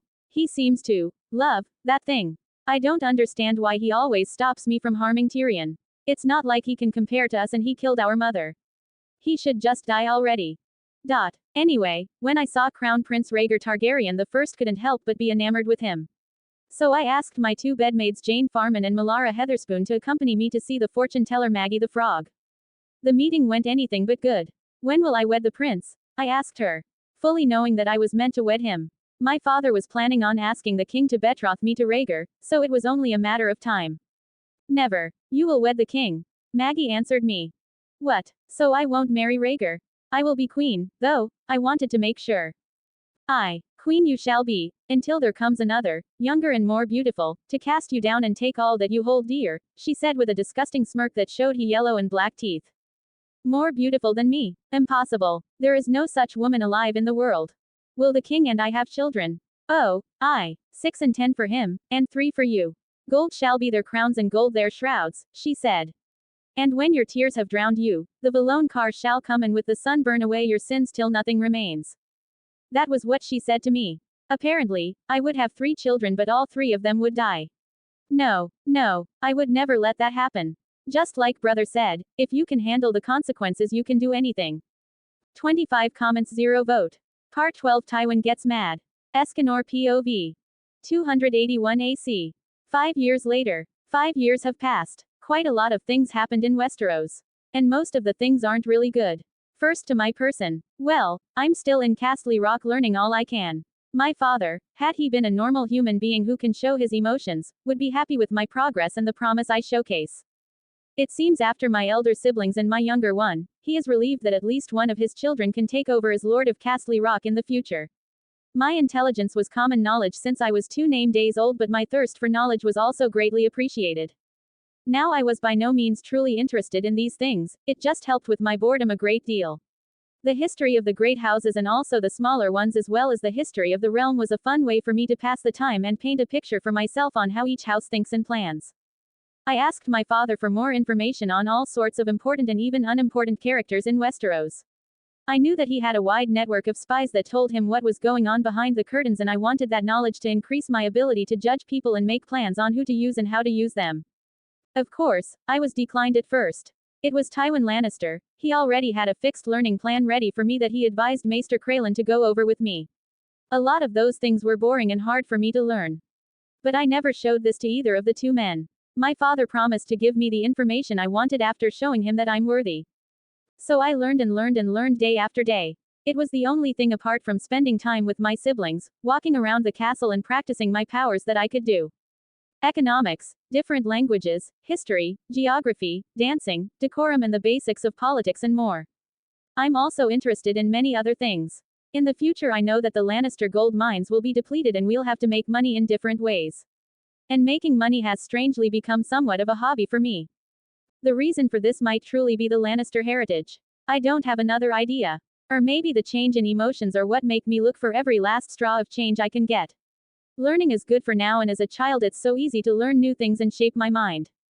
But in the future learning new things will be hard, so making money and building a business empire might just be the thing I need to get over the boredom that plagues many people in this world. Speaking of my emotions, it has gotten worse. Just like I predicted, my pride is growing daily and all my other emotions make way for it. Truly my pride is like a sun that just burns all the other emotions away and blinds those close to me. It has gotten in the way of things recently. My father Tywin hadn't realized this yet, but he will be notified of this shortly, I'm sure. I'm currently 9 days old. Normally young men who want to become good swordsmen start training at the age of 5 or 6. Personally, I was never interested in such things. Why on earth would I learn different forms and stances and spar with soldiers or the master at arms? God, no, that's not for me. When I was 6, father asked me why I never asked to be taught the sword. He said that no Lannister is weak in his household and that I should have asked to learn myself. I told him honestly that I think such things are boring and useless for me. Goodness me, was he mad at me at the time. He punished me and had the master at arms put me through grueling training. Yeah, it didn't work. It was never really hard for me no matter what he asked of me physically. I was stronger than a grown man already. I had no talent for sword fighting. All those rules on what you shouldn't do and how you should move your feet. That's not my cup of tea. My father was furious, haha. He had me work 3 times as hard and gave me less to eat and less free time. Though that didn't work out so well as I just refused to do the tasks he told me to do. I remember that one time when I just walked out of the lesson with Maester Kralin. Of course, like the good little PSSY he is, he went straight to my father and snitched on me. Tywin was so mad that his whole face turned red and I was sure that you could have made sunny side up on his balding head. Flashback. You will go back to that room and study until I say you can stop, or so help me God I will have to go back on the promise I gave your mother on the day your brother killed her. I looked at him and sighed. Honestly, I was bored with this. I was already in there the whole day. Now I no longer want to stay there. I want to go and play with my siblings and breathe some fresh air. The servants that were in the vicinity gasped when they heard me talk back to Tywin Lannister. No one talks back to the lion, no one. Tywin looked at them and frowned deeply. I was sure that I'd never see them again after that day, and I didn't. Tywin probably had them removed or silenced or both, to not have this spread. You will do as I say. Don't you dare talk back to me, boy. This rebellious behavior will stop, and if I'll have to break you to do it. Do you understand? I understand, father, that you are actually only mad because I didn't do well in sword training like Jaime did. But I told you that I just don't want to do it. I just cut my enemies down with one swing and be done with it. They're just too weak. I gave you an order and I expect this order to be followed. This is not up for debate. I wasn't as proud as I am now with 9 name days, so I stopped talking back to him. I don't want to undermine your authority or anything. I just can't deal with doing those boring exercises. I'm not good at them and they don't help me anyway. I'm already stronger than Esser Harrenhal. Tywin calmed down after that. He lost his cool due to the weird situation he found himself in. Never had someone spoken back to him when he got serious, and never in his life would he have believed his son to be the first. He didn't even look scared either. You will find yourself a weapon. You may choose it yourself, but you will learn to use a weapon and then practice it by yourself. I want to see results, and should I not get any reports of improvements, I will deport you and remove the Lannister name from you. Is that clear? Yes. That was the first time Tywin had ever had to compromise anything. Not even his fiercest enemies managed to get him this riled up. But as we will see, it would not be the only time this happens. I tried to showcase his pride and fearlessness. He will get even more proud to the point that he won't even necessarily talk to his father about things he has already decided. But don't underestimate Tywin. He knows how to make do with what he's got. Cedric_7512 creators, thoughts. 26 comments, 0 vote. Part 13, what happened till now? Esganor POV. 281 AC. The first argument I had with my father was 3 years ago. I settled for a war axe in the end. It just felt right. I asked my father to have a war axe made and asked for specific augmentations. Naturally, he refused. After the fiasco I pulled, there was no way I would get to ask anything from my father for a long time. My father never forgets if someone crosses him or angers him. He has a good head on his shoulders and is very smart. He tried to change me to obey him because he thought I just wanted to rebel against him and his rule. Pathetic. Why would I care about him or his rule or his legacy? I only cared about spending time with Tyrion and my older siblings and learning things that interested me. I wanted to create profiles of all the important and slightly less important players of the Game of Thrones. I used this to challenge myself and because it was fun to do. I was already stronger than them all. Most plans or intrigues to remove me from the board wouldn't work, but I'm not arrogant enough yet to believe that I'm the strongest, yet. With my growing pride, my strength grows too, and I'm already broken. Very soon I'm going to be the one who stands above all races. As the years pass, Tywin understood that I was simply proud. Extremely proud, like nothing he had ever seen or heard in his life. And he also found out that I had all the reason to be. After our argument, Tywin asked Esser Harrenhal, our master at arms, whether my claims to be stronger than him were true. He was shocked, to say the least, that his 6-name-day-old son was stronger than a grown and trained man. I don't know what went through his head then, but I know that things changed after that. He gave me more freedom in a way. He took my strength into account and changed his plans for me slightly. I didn't have to train in the conventional sense, but I had to spar at least once every week to show him that I was still the strongest and not getting weaker. He began teaching me himself after that as well. Whenever he was home in Castle Rock and not in the shithole that was King's Landing, he would teach me politics and the current happenings at court. Over the years, he gave me more to do. I had more responsibility and was asked to be present most of the time when he discussed certain topics with his advisors. I learned a lot from him. His thinking was decisive and ruthless. He was able to change his plans from one moment to the next. If he saw an opportunity, he would take it. It's the year 281 AC right now. The relationship between my father and the Mad King is at an all-time low. I think it was in 277 AC when it truly started to go downhill. My father advised King Aerys against a meeting with Dennis Darklyn, Lord of Duskendale, over a trade issue. The king, who already was salty that some people thought that Tywin led the kingdom and not he, went anyway. He was captured by Lord Darklyn and thrown into the dungeons. Thankfully, or not, Ser Barristan was able to infiltrate and get the king out unharmed. After King Aerys was freed though, he came to believe that Tywin had intended for him to die at Duskendale and be replaced by Rhaegar, who would then marry Tywin's daughter, Cersei. Cersei was still mad at not being allowed to marry the crown prince, but not as mad as Tywin was when the king told him that he was but a servant and his son would never marry Cersei. Yeah, that was a bad year for their relationship. The king was getting madder and madder by the year. Another thing that occurred in year 277 AC was Jaime going to Harrenhal to squire for Lord Sumner Harrenhal. I was sad at first, but I got over it pretty fast though. This allowed me to spend some more time with Cersei and influence her bit by bit to change for the better. A hard task, that one. Speaking of Cersei, she was taken to King's Landing by father in the year after in 278 AC. Why? Well, to do some lady things that I didn't bother to listen to. This left only me and Tyrion in Castle Rock, and it was a fun time. We could be ourselves and have fun whenever we liked. Though I made sure not to have too much fun when Maester Crelin was around, as the snitch would undoubtedly report our progress and our activities to father. Tyrion was a happy child when father and sister weren't here to bully him. I helped him whenever I could and also protected him, as that's what mother would have wanted. I loved Tyrion seriously. I liked to listen to him when he spoke about the Targaryens and dragons and about his greatest wish to ride a dragon one day. I told him that I'd make it happen and I plan on fulfilling my promise. How hard could it be to tame a dragon? A dragon only accepts one dragon rider who has a bond with him, and it has to be a Targaryen. Who decided that? I'll show the overgrown lizard.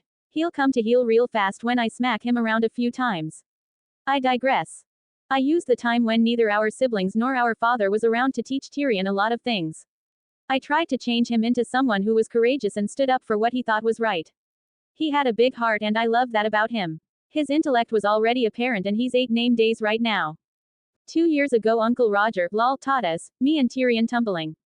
And while I didn't really have any interest in tumbling, I still attended the lessons for Tyrion's sake. I enjoyed our time together and had a good laugh when he tried to take me to the ground with the moves Uncle showed us. Father stopped this quickly when he returned though, buzzkill.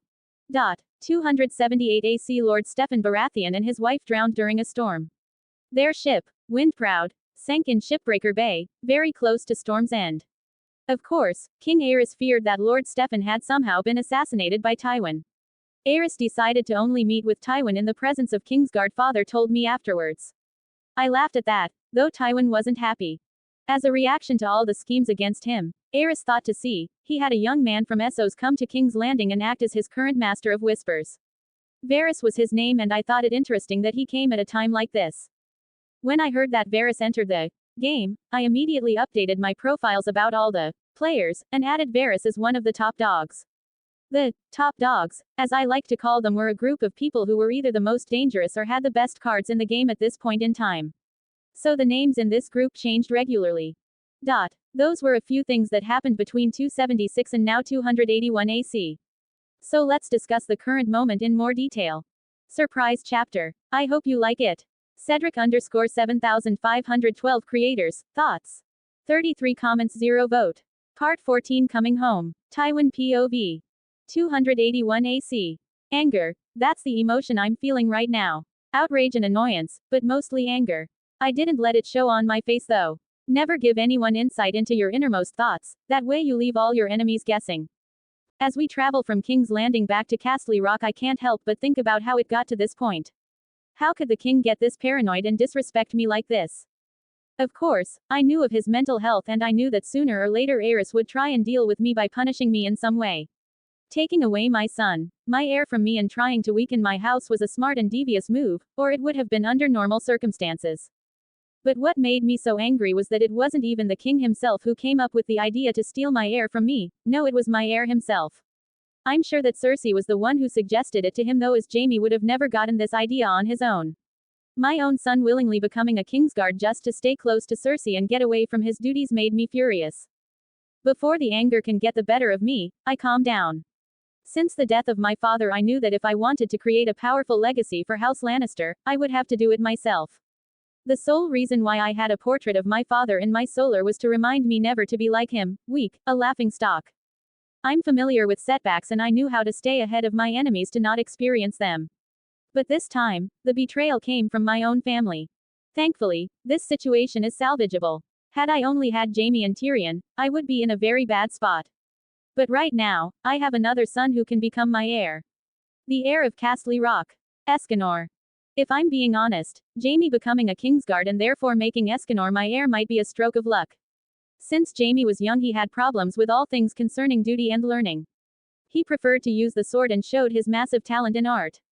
I was proud of him for having this much talent, as it would further increase House Lannister's prestige and glory, but it was not enough to be talented in the sword. The heir to Castle Rock and Lord Paramount of the Westerlands had to be equally smart and cunning, as he was a skilled fighter. He had to inspire fear in the hearts of his enemies and even his allies. Esganor had the potential. He was smart and interested in learning new things. Only his pride and love for his siblings were stopping him from truly embracing his potential and becoming something great. The way he shielded Tyrion often made me angry. Whenever I would ask him to stop, he'd tell me the same thing, that it's not the child's fault when the parents have sinned. He told me that Joanna was already weak because of his birth, and if I blamed Tyrion for her death, I should equally blame him, and myself. It was the time when I lost my cool and hit him very hard. The gall of him blaming me for her death left me enraged for weeks, and I didn't speak to him for the entirety of the time. He didn't care though, and kept his usual routine of reading and playing with his siblings. His pride will be his undoing one day. Today, when I think about his words, I must say that they may have some truth to them. Joanna was weak and we should have waited longer. But I just can't get over my anger at Tyrion for killing her. Over the years, Esganor showed a remarkable intellect and will. His idea to create profiles of all the important and less important players in Westeros and also some in Essos was genius. The way he sorted them was also clever. When he showed those cards to me and explained the thought behind them, I was left speechless. His conclusions and considerations were on point. Somehow he was able to create profiles of people whom he had never met and guess their motives and their most likely actions they might take. He used the history of their houses, their positions in the kingdom, reports of their characters and other sources to try and guess their danger level, as he called it. This danger was towards House Lannister and our power.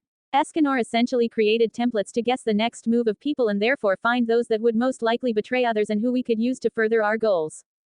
The pride I had at that time washed away all the anger I had and made me see Esganor in a new light. Our argument about his sword training also helped me understand my son better. His pride in his capabilities weren't baseless. He was indeed strong beyond anything a 9-name-day-old child should be, and the way he carried himself was also very mature and carefree. I started to use this information for the benefit of House Lannister, and now I can have him become my heir. And yet, I can't let this insult go unpunished. No one takes a jab at our house without retaliation. We are getting close to Castle Rock. I can see my brother Kevin waiting together with Esganor and Tyrion. The mere presence of him makes me angry again. But I try not to think about it now. It's time to deal with a lot of things and prepare for the future. A lot of people and small folk greet us as our entourage enters Castle Rock and they cheer. Kevin though, and surprisingly Esganor as well, aren't cheering or happy for that matter. They already know what happened. I send a raven in advance to tell Kevin what happened and to prepare for our arrival. But the fact that he told Esganor, that's hard to believe. No, he must have guessed it himself. It seems I have to take a look at those profiles again to see what changed during the years. If he truly guessed the reason for our return, then I have still underestimated his intelligence. Yes, he will be the perfect heir, with 1 or 2 changes. I have time now. I'll take over his education and show him the ropes now and use my time wisely. Somehow he'll have to be taught despite his pride and his love for his younger brother Tyrion. I might have an idea of how to test him in the future should he again stand against me. No matter who it is, you don't cross me. I will create a standing legacy that will survive for 1,000 years. We see Tywin's thoughts on the current situation. It's important to see what he thinks and how his plans might change due to Esganor existing. Tywin is also very proud and can't accept his son talking back to him. But he has understood that he can use his son to further his dream of a powerful legacy. Next chapter we will see what Cersei thinks of all this. Cedric_7512 creators, thoughts. 24 comments 0 vote. Part 15 Cersei's thoughts.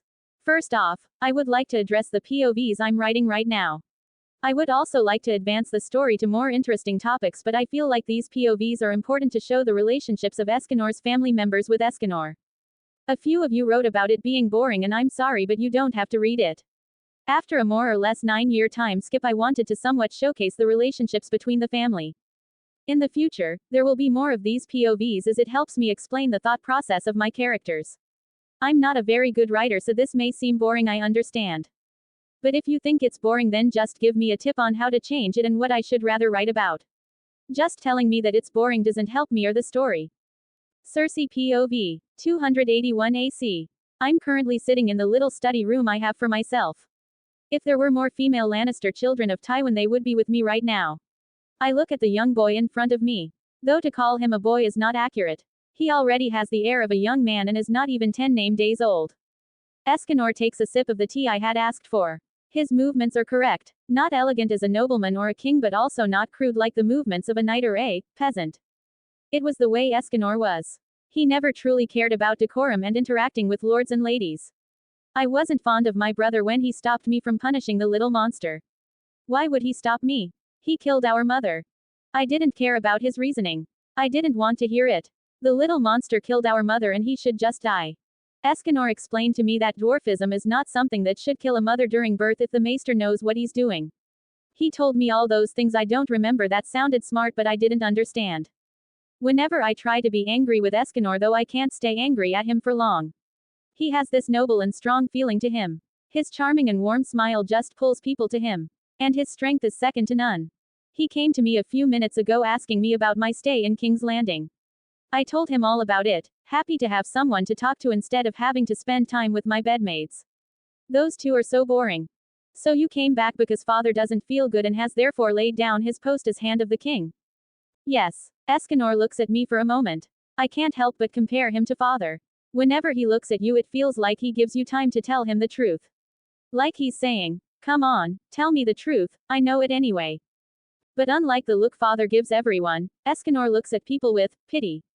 He looks at them like he pities them for their foolishness to think they can lie to him. He looks down on others and their pathetic attempts to outsmart him or showcase their power. The look he gives me at the moment is not one of pity, it's more like amusement. The gentle smile he carries is all the indication I need to know that he must have a hunch about what transpired in King's Landing and why we're back. I just don't want my little brother to make me tell him. Cersei, you can tell me everything. You know that, so why don't you tell me the truth? I know father is anything but sick. The way he looks, he'll outlive us all. What I'm interested in is the reason how it came to be that Jaime became a Kingsguard. I don't know what you mean. Father told me that the king disrespected him by making Jaime a Kingsguard. And he was angry and quit his job as Hand of the King. And now we came back. That's all there is. Ah yes, I know all that, but I wish to know how it came to be, that Jaime thought it correct, to go against father's obvious wish not to become a Kingsguard and go ahead and become a Kingsguard. How would I know that? It was Jaime's choice to put his request forward to become a Kingsguard. Is that so? You don't have anything to do with his decision then? Not even slightly. I couldn't look at him. He knows. He must know. Why would he ask me like this otherwise? Sigh Cersei. It was your idea, was it not? You told him to do it so that he mustn't marry Lisa Tully and can stay close to you in King's Landing. Or am I wrong? No. Cersei, what did I tell you about consequences? Do you remember? He was right. I forgot about that. You said that I could do anything if I know the consequences. And I wanted to have Jaime close to me in King's Landing. I knew the consequences. Then you would have known that father would be furious and might also take you back to not lose the last of his dignity by having his two oldest children stay in King's Landing. Especially a young beautiful woman like you. That would not be proper.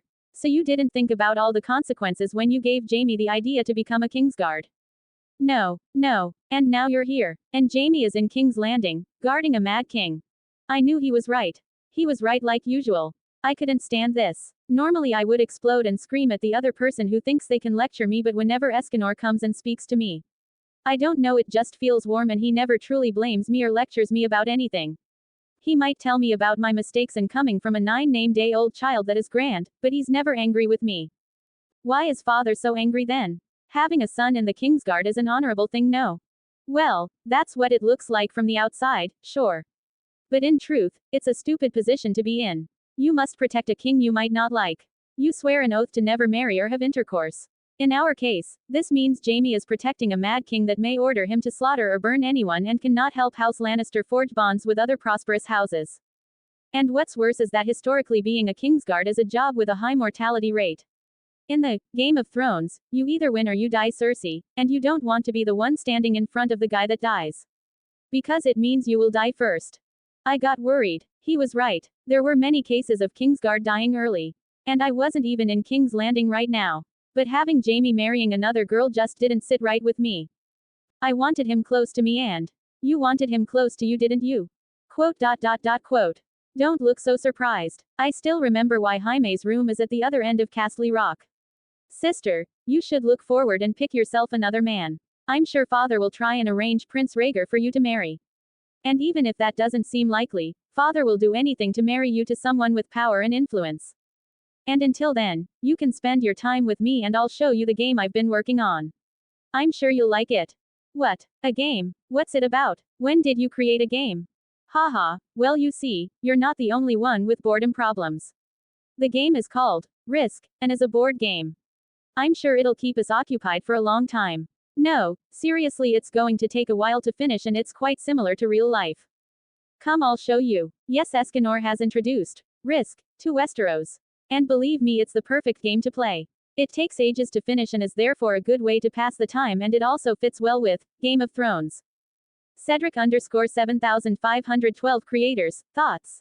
41 comments, 0 vote. Part 16, truth about his powers.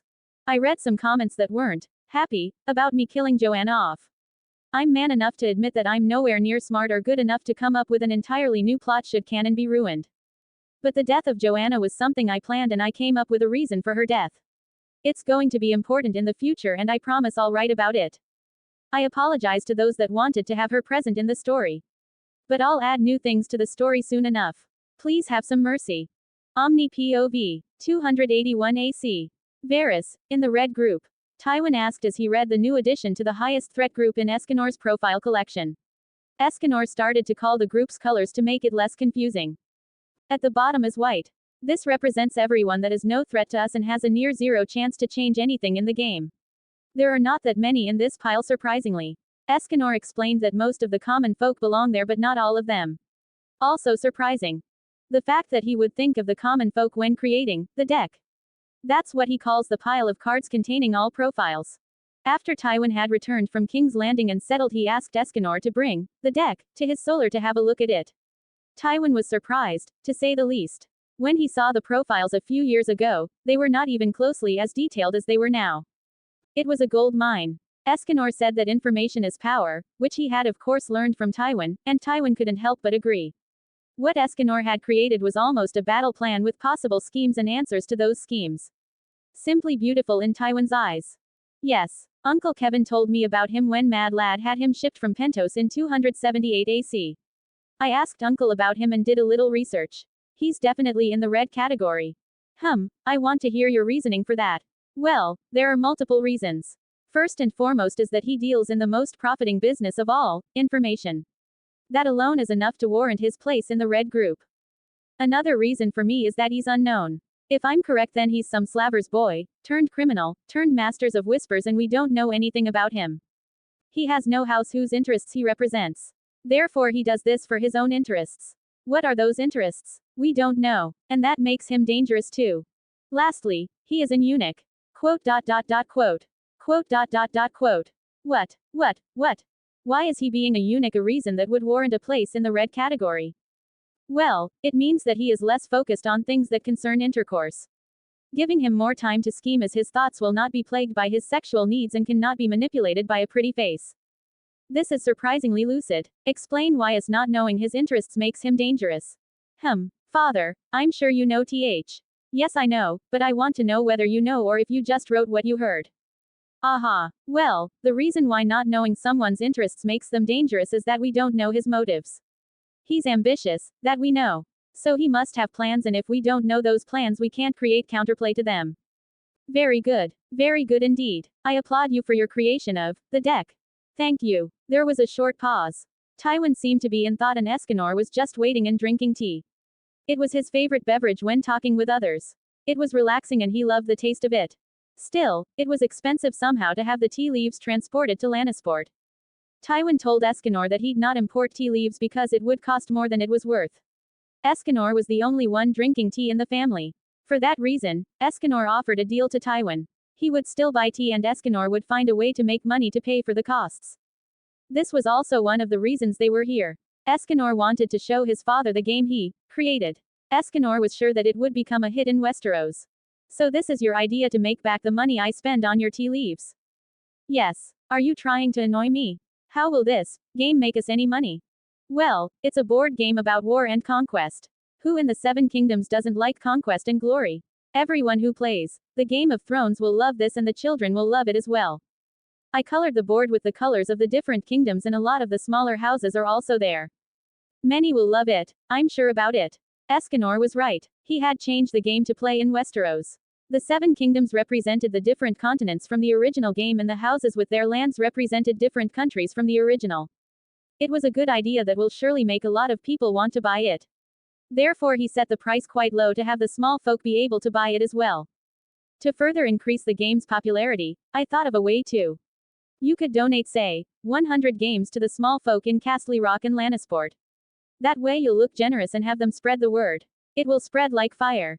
Indeed, it might work. All right, I'll see whether this works. Now it's time we talk about more important things. You know the reason why I'm back here.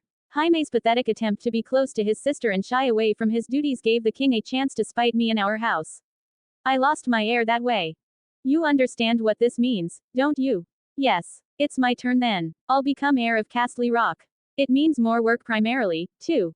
That's correct. It also means that I'm going to focus on your teachings from now on.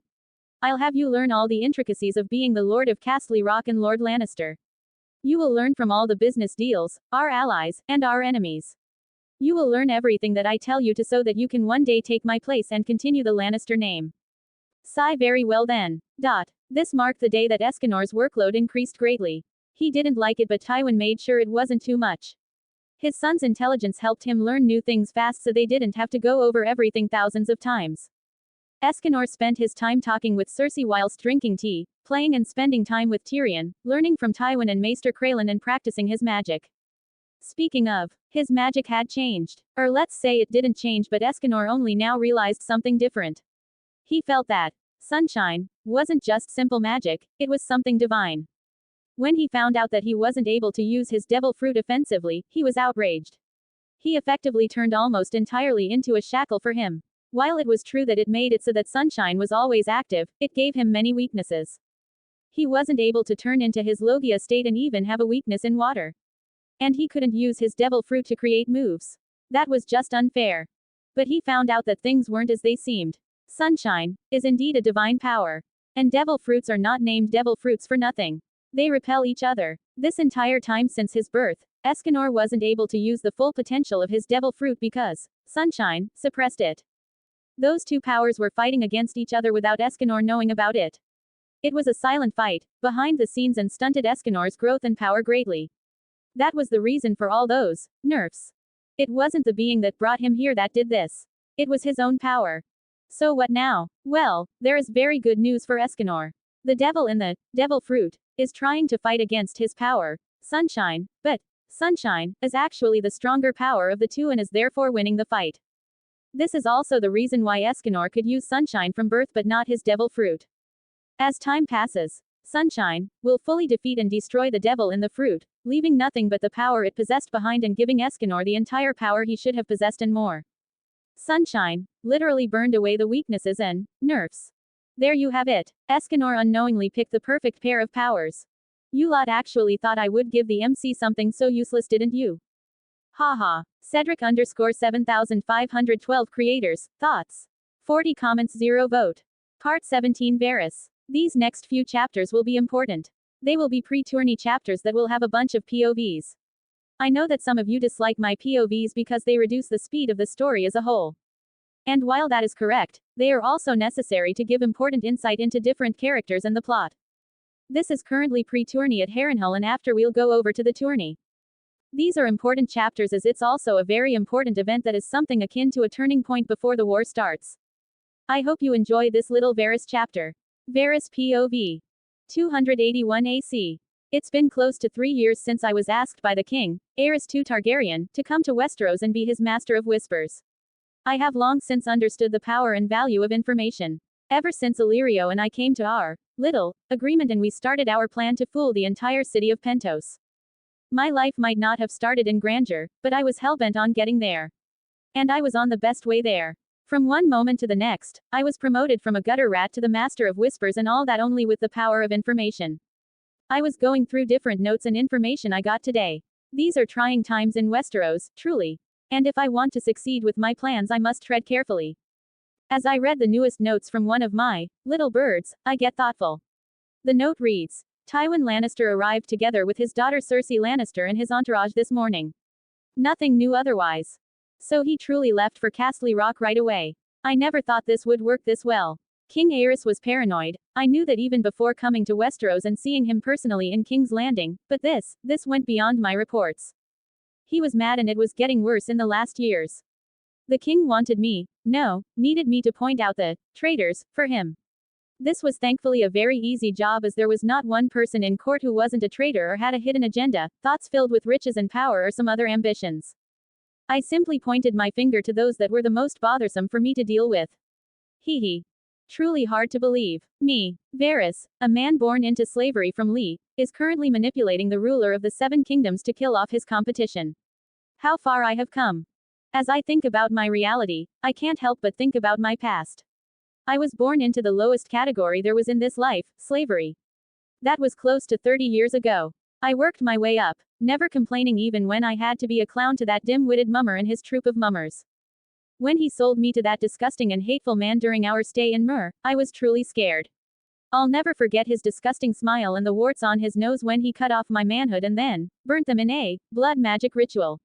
I still get very angry when I think about it. My hate for magic stems from that experience. Thankfully, I managed to turn the experience into something useful, as I was no longer a slave. I became a thief and over the years became the best one in Myr, only to flee due to others. But my ascent truly started after I met Illyrio Mopatis in Pentos. He was a young sellsword back then and was as poor as the ground we walked on. But he wasn't stupid, thankfully, and together we managed to pull off a marvelous stunt to fool the entire city. I would go and steal all sorts of things, and Illyrio would then visit that same person and tell them that he can retrieve the stolen goods for a price. A brilliant idea that soon bloomed and made us very rich. To this day, I will remember the moment that made me realize the power of information. And I have made my strength and passion my profession, leading me to this moment. Sitting in King's Landing and planning my next move. Getting Tywin away from King's Landing was harder than I thought. In the beginning, I knew of his position as Hand of the King and the power and responsibility it entailed. But what I could never have predicted was the powerful hold Tywin Lannister had over almost everything that happened in the kingdom. His hold in King's Landing alone was remarkable, and it made it nigh impossible to truly act on my plans and wishes. Tywin Lannister was cunning, smart, wise, and truly ruthless. He was an experienced player in the game. So, as the novice I was, I bid my time and fed the king with the information he wanted to hear, while simultaneously slowly reducing the power of Tywin Lannister and other strong players. And now finally, I managed to get him off his high ground and back to Castle Rock. I can't take all the laurels though. The king was already very paranoid and didn't trust Tywin at all after the death of the late Lord Baratheon.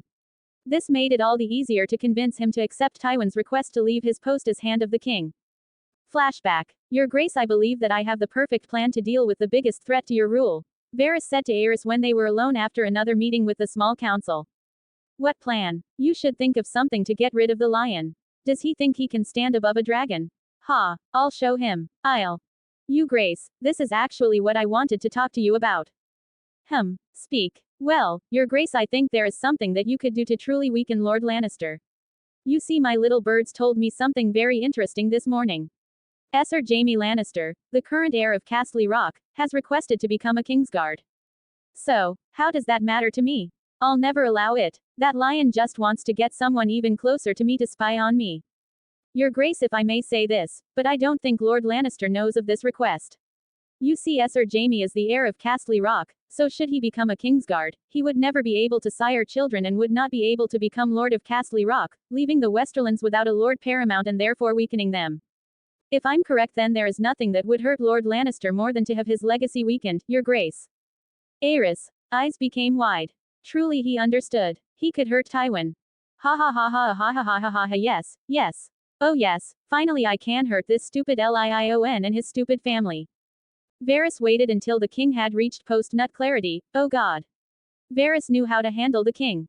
But he had to make sure. He had to make sure it would work this time or Tywin would notice his ploy to remove him and retaliate.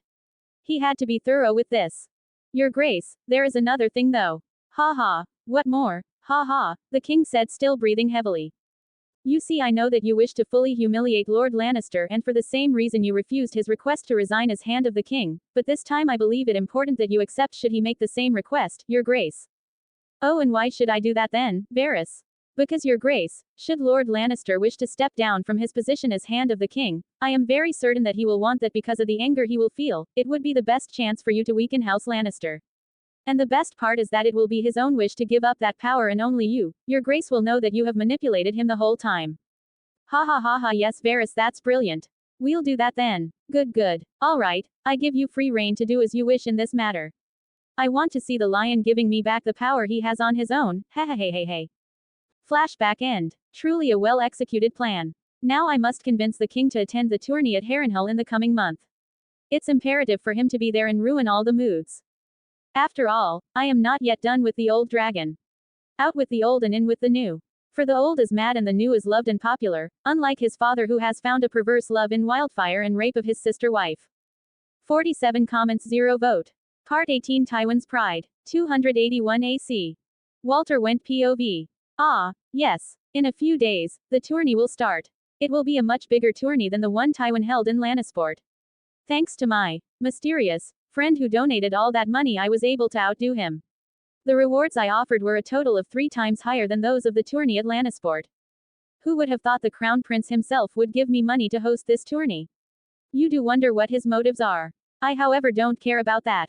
I'll simply do as he said and use this chance to introduce my 5 sons into society and the higher nobles. It's also a good feeling to be above the Lion of Castle Rock for once. Ah, better prepare now. Omni POV. I assume we're not going? Esganor asked his father during their meal. After he came back with Cersei, the family would break their fast together. Tyrion was never really spoken while they did that, but he was expected to attend nonetheless. No, you should know that. Tywin answered. Yes, I just wanted to make sure. Though some of the other houses are interested in attending the tourney, the Clegane brothers specifically. The others are free to do as they wish. Is Jaime going to attend the tourney, father? Asked Cersei after listening to our talking. I don't see why not. Normally, Tywin answered. Normally? Asked Cersei. What do you mean normally? He will most likely be sent off to King's Landing to guard the Queen, Tywin said. What? Why would they send Jaime away? He's a Kingsguard now and their duty is to protect the king. Why would they send him away to protect the Queen? Cersei asked with a raised voice. Her displeasure of having her brother humiliated seemed to be bigger than the one she showed when she returned with father from King's Landing. Her love for her brother was still going strong. Sigh. Father's right, Cersei. I already explained this to you. King Aerys only made Jaime a Kingsguard to hurt father. He wanted to rob father of his heir and humiliate him. And to continue with this, he will not allow Jaime to participate in the tourney and gain more glory, and will even have him stand and watch the Queen. It all serves to humiliate father and House Lannister more and more. Tywin looked at Esganor with a strange look. His eyes were narrowed like he wanted to make sure of something. After a moment he nodded his head slightly and resumed eating. Wah, what do you mean? Humiliate father in our house?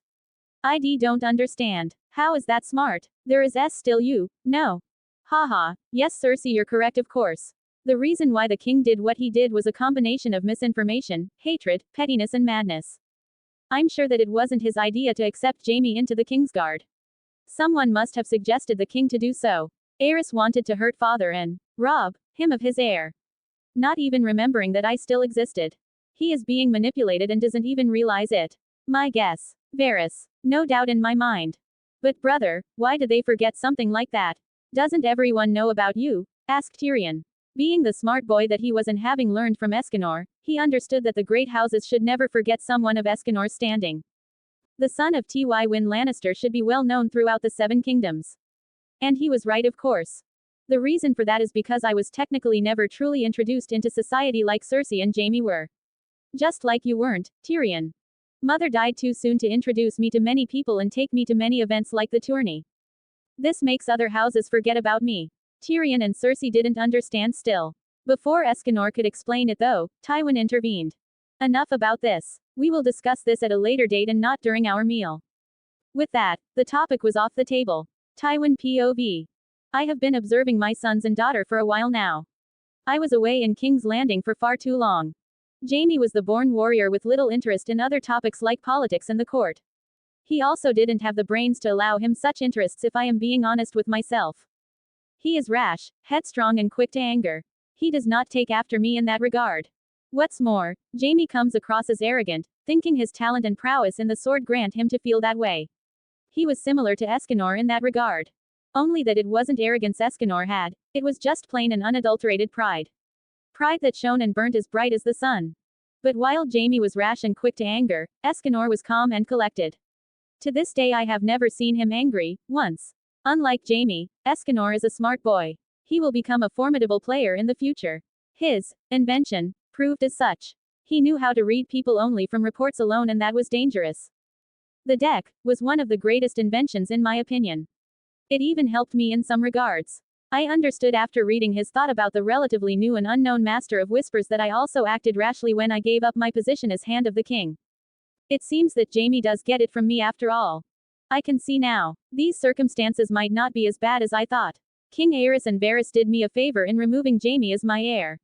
Now, I have someone far more capable and dangerous as my heir. Westeros will tremble in the future. The legacy of House Lannister will stand for the next 1,000 years. Omni POV. On this day a change had occurred. Tywin Lannister had realized his mistake of simply stepping down from his position as the Hand of the King. He saw the benefits of having a son in the Kingsguards and having Esganor as an heir, who was by far the better choice anyway. That day marked the first day that Tywin Lannister was proud of one of his children. He felt pride almost as great as Esganor does in having him as a son.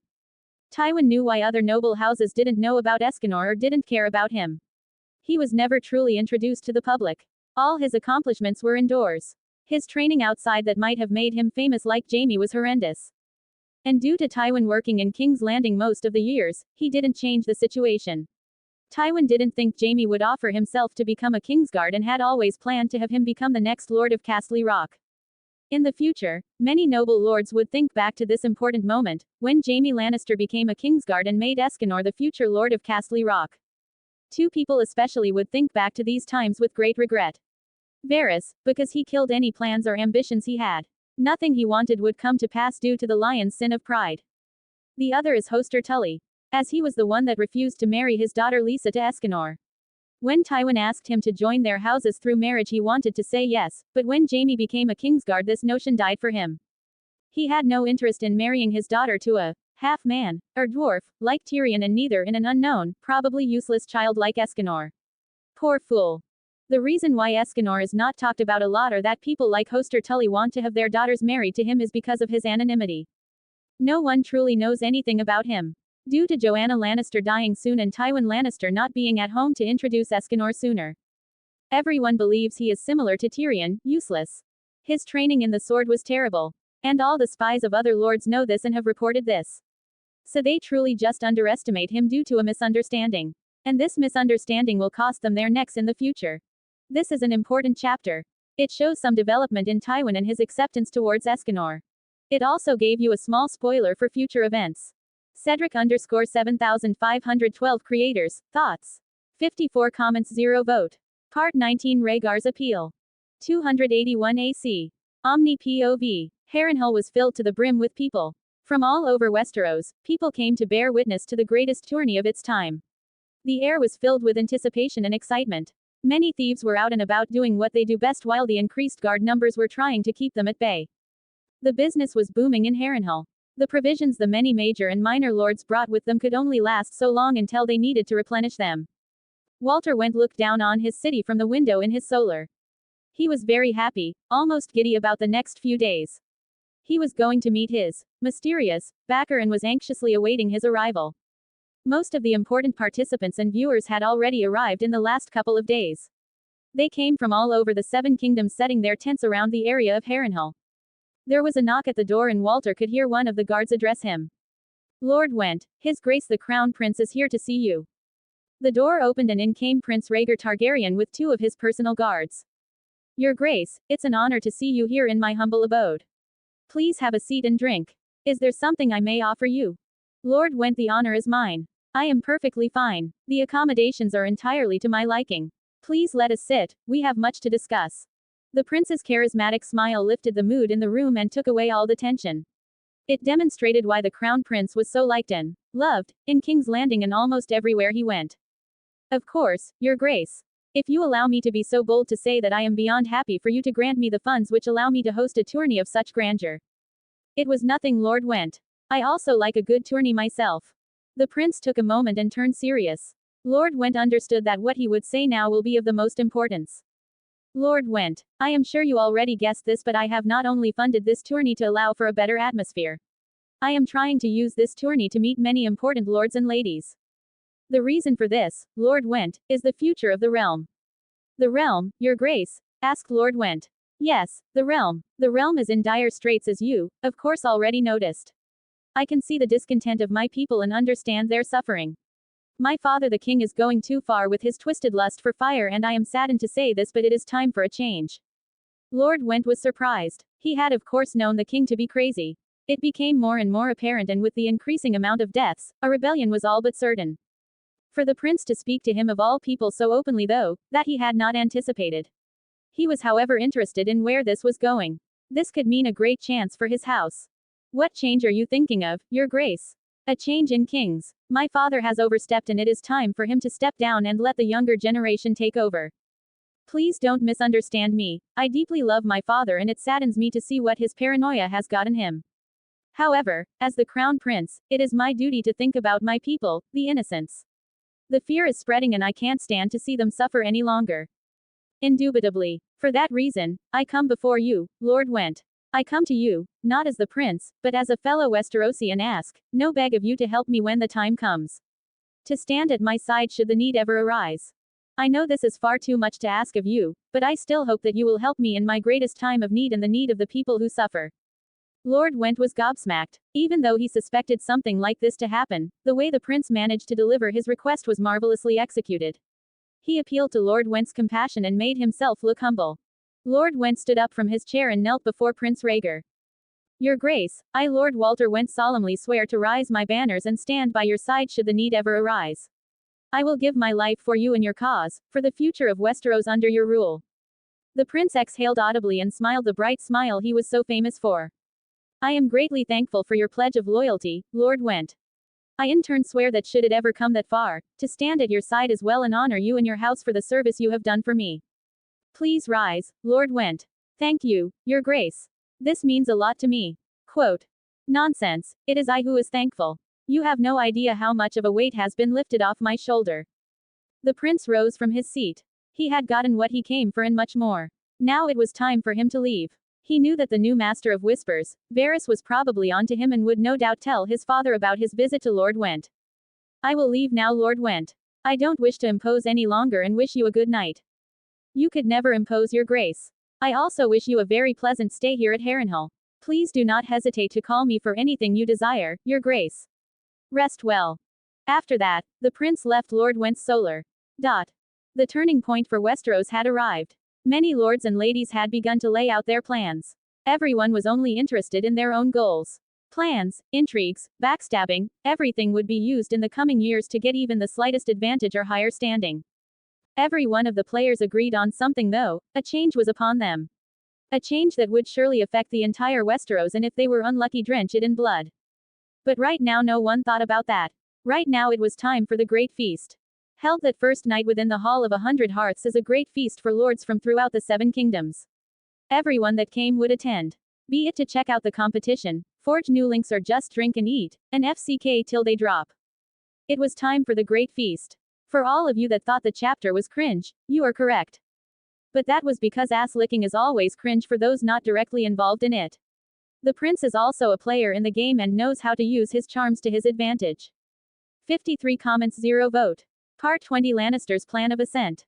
281 AC. Rickard Stark POV. The Hall of 100 Hearths is Harrenhal's Great Hall. It has only 33 hearths but is said to be able to entertain an army. And truly that saying was correct. Looking around the giant hall was nothing short of impressive. If one of the servants is to be believed when he told me about the kitchens, then their kitchen is as large as our great hall in Winterfell. The floors and walls are smooth and slate. The grey rock is often used in flooring and roofing. This must have cost a fortune to build all those years ago. A shame that Aegon the Conqueror burnt Harrenhal and its towers down. I look around the tables to look at the other guests eating and drinking. So many high and minor nobles attended this tourney. It was no wonder we from the north also came to attend. This was the perfect way to find a bride for my sons. Even though I like to give them their freedom, I know they'd do what I ask of them should a good marriage proposal come. Brandon will not have any problem finding someone, unlike Eddard. The younger boy was still shy and his fostering under Jon Arryn wasn't helping him grow some balls. Sigh. I sigh and look at my daughter that is silently eating and also observing the lords and heirs. She has a disgusted look on her face for some reason. I follow her gaze and see Robert Baratheon laughing, drinking wine with Richard Lonmouth and groping one of the maids. My jaw unconsciously clenches when I see this. He truly is a brute and a whoremonger of a man. I wonder how my son got to be so honorable, while the other foster son of Jon became that. A drunkard whoremonger that almost lusts for blood in battle. If he didn't have the Baratheon name and I hadn't already agreed with Stefan, I would never allow my daughter to marry him. But sadly the North needs good relations and those relations help us get food and good trade deals. Still, it pains me to see my strong and willful she-wolf suffering because she has to marry him. And yet, the young stag's charisma is through the roof. That's also the reason why my son and he understand each other so well. And I'm not talking about Eddard. I let my gaze roam around and see all the northerners that are eating to their heart's content. It is a special scene to witness this many northerners attend something like this all at once. Besides Starks and Howland Reed the Lord of Greywater Watch, other Northmen in attendance were Dustons, Hornwoods, Manderleys, and Mormonts. All of them were unsure about attending but now relaxed more after they started to drink, eat and laugh. Esganor POV. I had an epiphany after I heard that the great feast was held within the Hall of 100 Hearths. It was the opportunity to gain something out of it. The Lannisters would not attend, at least not personally, but that didn't mean that we didn't get any news sent by ravens every day. Father, at my wishes, had tasked the lords from House Payne, Brax and Lefford to send us updates every day about the happenings at Harrenhal. We didn't even think about asking the Cleganes.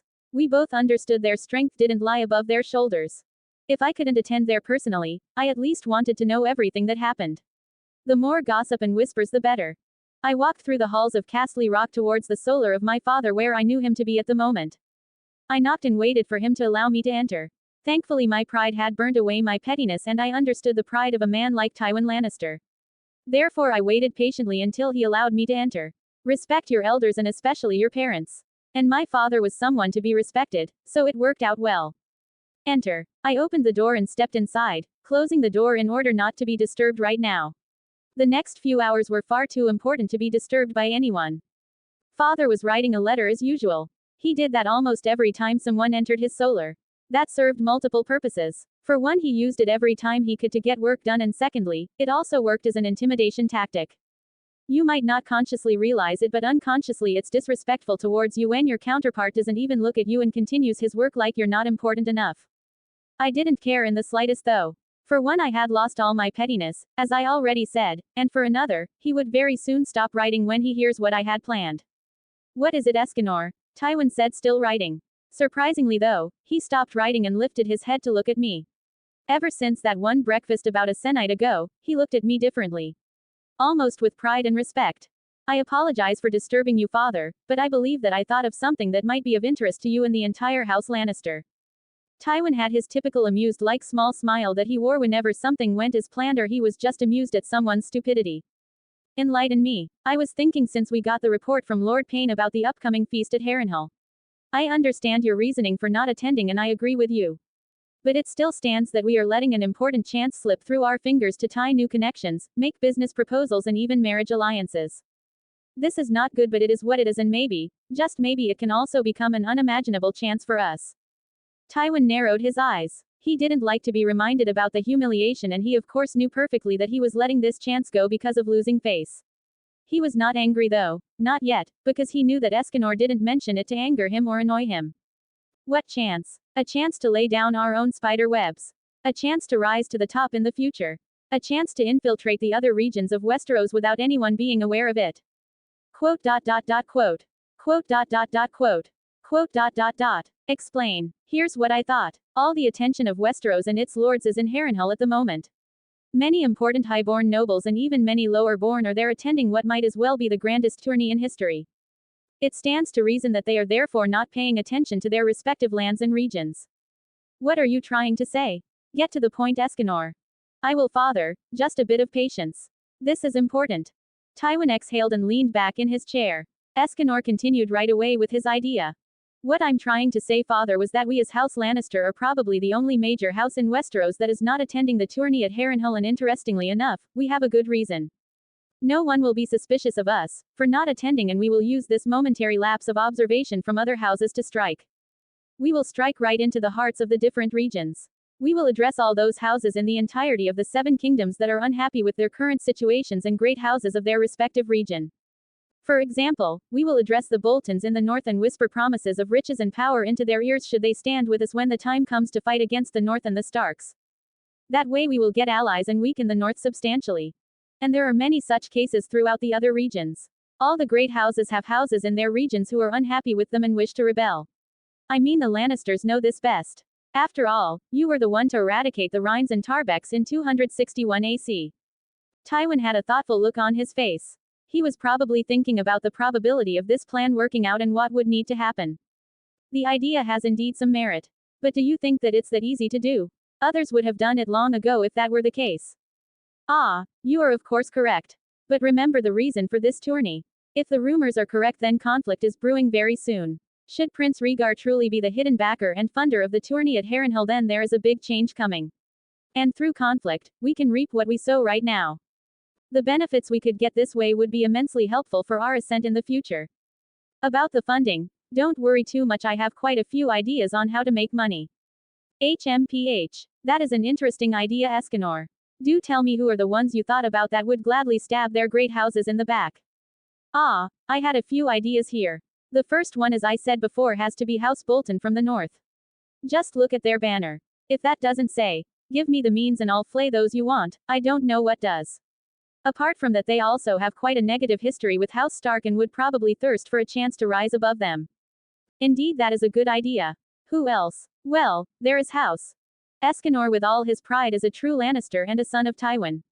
His knowledge allows him to make such long-term plans, and Tywin is of course interested in this to secure his legacy.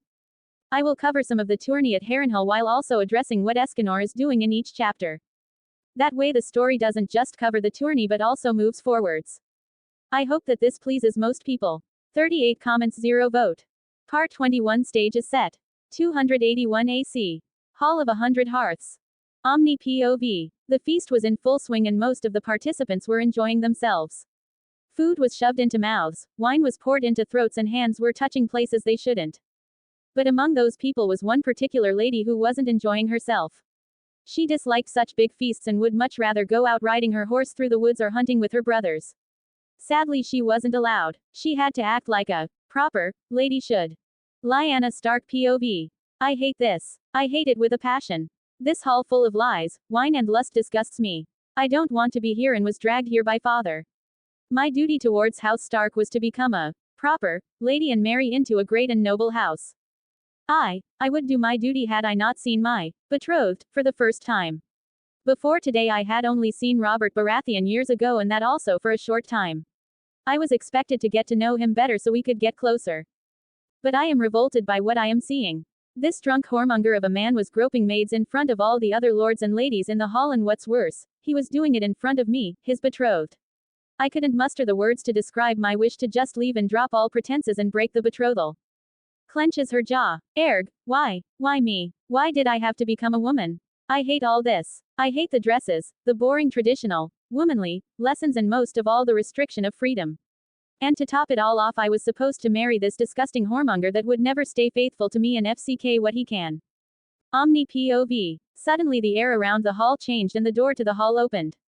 A murmur went through the hall when they saw who had entered. King Aerys II Targaryen entered the hall and sat down at the head of one of the biggest tables. His poor sister-wife sat down to his right. To the king's left sat the crown prince, Rhaegar Targaryen, who had risen in respect of his father. Aerys' eyes swept over the crowd, seemingly searching for treachery and betrayal until they settled on his son. He was the reason Aerys was here. Varys had told him that there was a change, the prince wanted to take the crown. Rhaegar Targaryen POV. Ah, this was the best chance to play a tune to calm down everyone and leave a good impression. That's what it was all about, to impress and have the sheep rally behind me. My lords and ladies, I greet you this fine evening. In honor of my father the king and my mother the queen, I would love to sing a song. I hope you enjoy it. I reached out as one of the servants handed me my harp. I sat a little apart so that I could be heard and seen. I wanted to make a good impression. Slowly I plucked the strings of the harp and began with the soft song I had chosen especially for this occasion. More and more I immersed myself in the music. I had the talent to enchant my listeners and was able to get many ladies to do what I wanted. It was so easy. I had seen someone among the Northmen whose sight had fascinated me. The young she-wolf of the north. Lyanna Stark was what I had imagined her to be, beautiful and strong-willed. It was a pity that she was promised to the stag. But that has never stopped me before. I would make a special effort to impress her. With a fiancé like Robert Baratheon, it won't be hard to make myself look better and get her interested. She was so young and inexperienced, it was a piece of cake. I couldn't help but think about the prophecy. A song of ice and fire. This was it, this was the chance. None of my current children was the ones who were promised. It also made sense. The third child was going to be with Lyanna. Oh Lyanna, you will soon fall for me, I'll make sure of it. Brandon Stark POV. As the sissy prince sat down and started playing his harp, I almost couldn't stop groaning and rolling my eyes. What a pathetic performance that was. I mean, he had talent no doubt and he would surely be able to loosen the legs of many maidens that way, but for a man that was like castration in my eyes.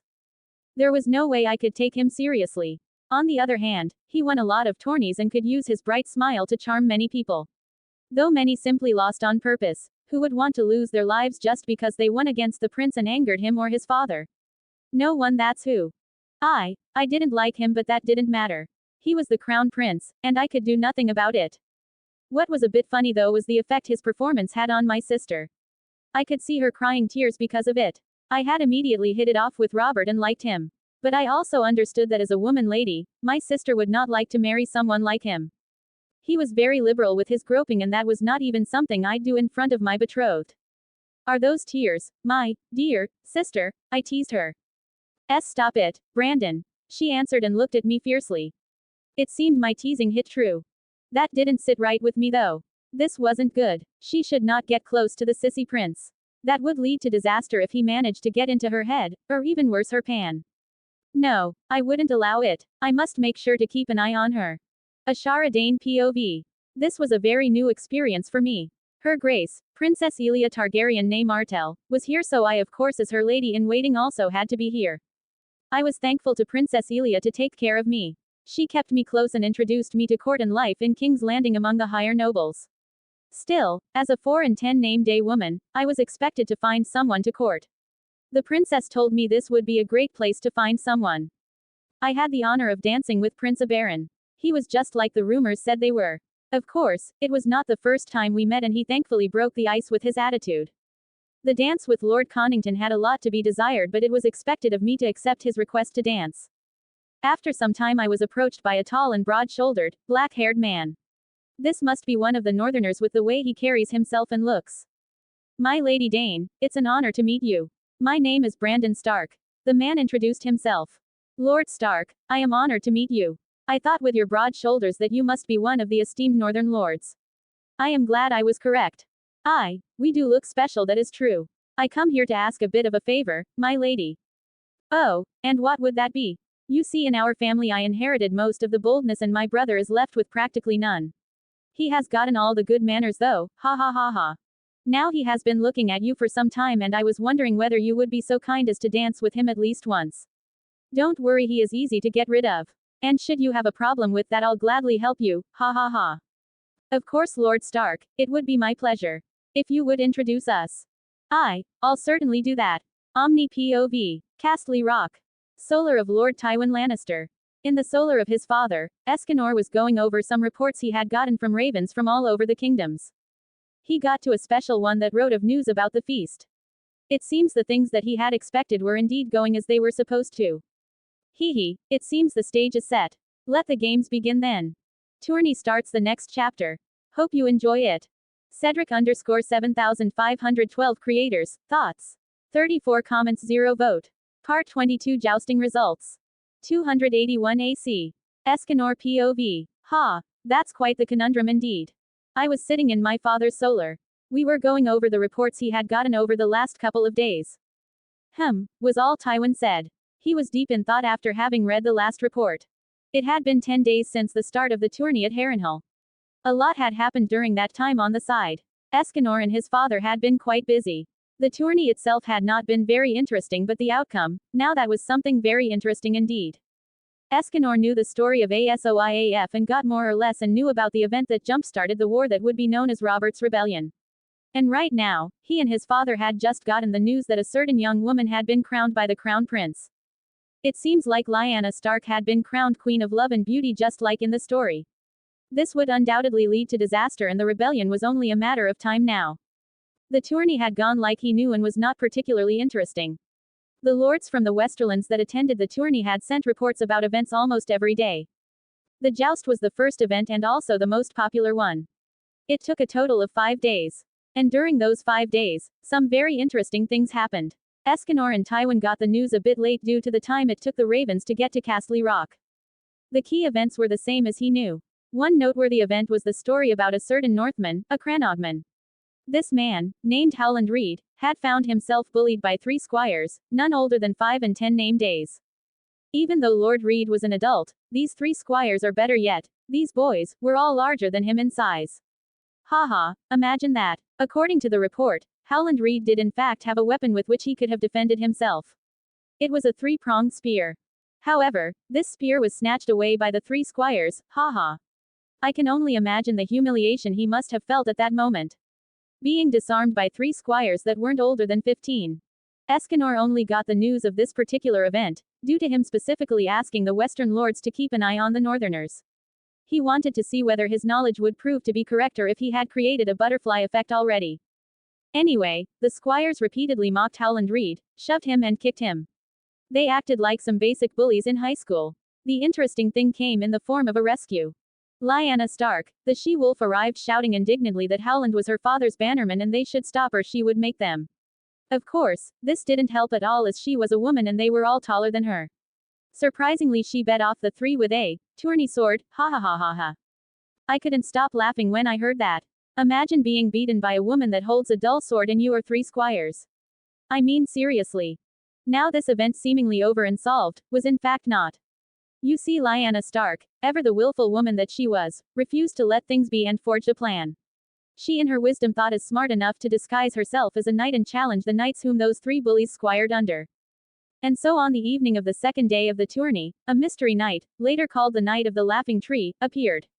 Lord Payne described the knight in his message. He wrote, the knight was short of stature. His armor was made up of mismatched armor bits and pieces that appeared ill-fitting on him. His shield was blazoned with the image of a white weirwood with a laughing red face. The mystery knight challenged and defeated all 3 of the previously mentioned knights, winning custody over their horses and armor. None of them were particularly popular, so the small folk cheered for the mysterious Knight of the Laughing Tree. When the defeated trio sought to ransom back their former property, the knight declared his terms, that they ought to teach their rude squires honor. And the funny part of the story was that the 3 knights proceeded to chastise their squires sharply. The knight attracted a lot of attention. Not only from the small folk but also from the lords and ladies and even the king himself. But to all of their dismay, the mystery knight vanished and was nowhere to be found the next day. I made sure to give the lords of the Westerlands, who had attended specific tasks. And when the news of the mystery knight arrived, I immediately tasked the lords to keep an eye on Lyanna Stark and the prince as well. I had a suspicion that the dumb prince would surely search for Lyanna. I wanted to know everything that happened. And just as I predicted, Prince Rhaegar Targaryen met with Lyanna Stark, more than once. He was trying to charm her. The banger of the story came at the end of the joust though. As it was supposed to be, the winner was Prince Rhaegar Targaryen, and as it is custom, he had to crown one lady as his queen of love and beauty. Now imagine the surprise of everyone when the prince didn't crown, oh I don't know, his wife, Elia Martell, with whom he had 2 children, but Lyanna Stark. Not only was the prince already married and would bring great shame to her by crowning another lady, but said lady is already betrothed to Lord Robert Baratheon. Tensions were high after this moment, and the entirety of Westeros will feel the consequences of this action soon. This will have consequences, I said. Indeed. My father said. He had also been going over the reports and was thinking deeply about what this meant for Westeros and House Lannister. Only a deep infatuation or madness would lead someone to do that. I believe this is not the last we hear of this problem. Madness. Why do you think so? Prince Rhaegar has never shown any sign of madness. On the contrary, he is loved by almost everyone. Tywin had narrowed his eyes. Something he did when he wanted answers. Like father, like son. The apple doesn't fall far from the trunk. Besides, whenever multiple people say that, everybody loves him, or, he has no enemies or something of the kind, I always get suspicious and I see a red flag rise. What are you talking about? Be clear. You see, there is no such thing as a human that is universally liked. Whenever someone appears to be liked by everyone and no one says something bad about him, then something must be fishy. Only someone who tries to act good or friendly would be liked by everyone. Since he wants to appeal to everyone, he has to put on an act. And because 2 people don't like the same thing, he will have to be different for each person. This leads me to the conclusion that the prince must be acting to appear like the good guy, the one everyone likes and admires. Therefore it's all an act, and the truth has to be something dark. Something he is trying to hide. Madness. Tywin was thinking hard about what I said. He had a lot more life experience than me. But he didn't know that I also knew how to read people quite well in my last life. And since I was in Game of Thrones and knew that you can't trust anyone, my conclusion made a lot of sense.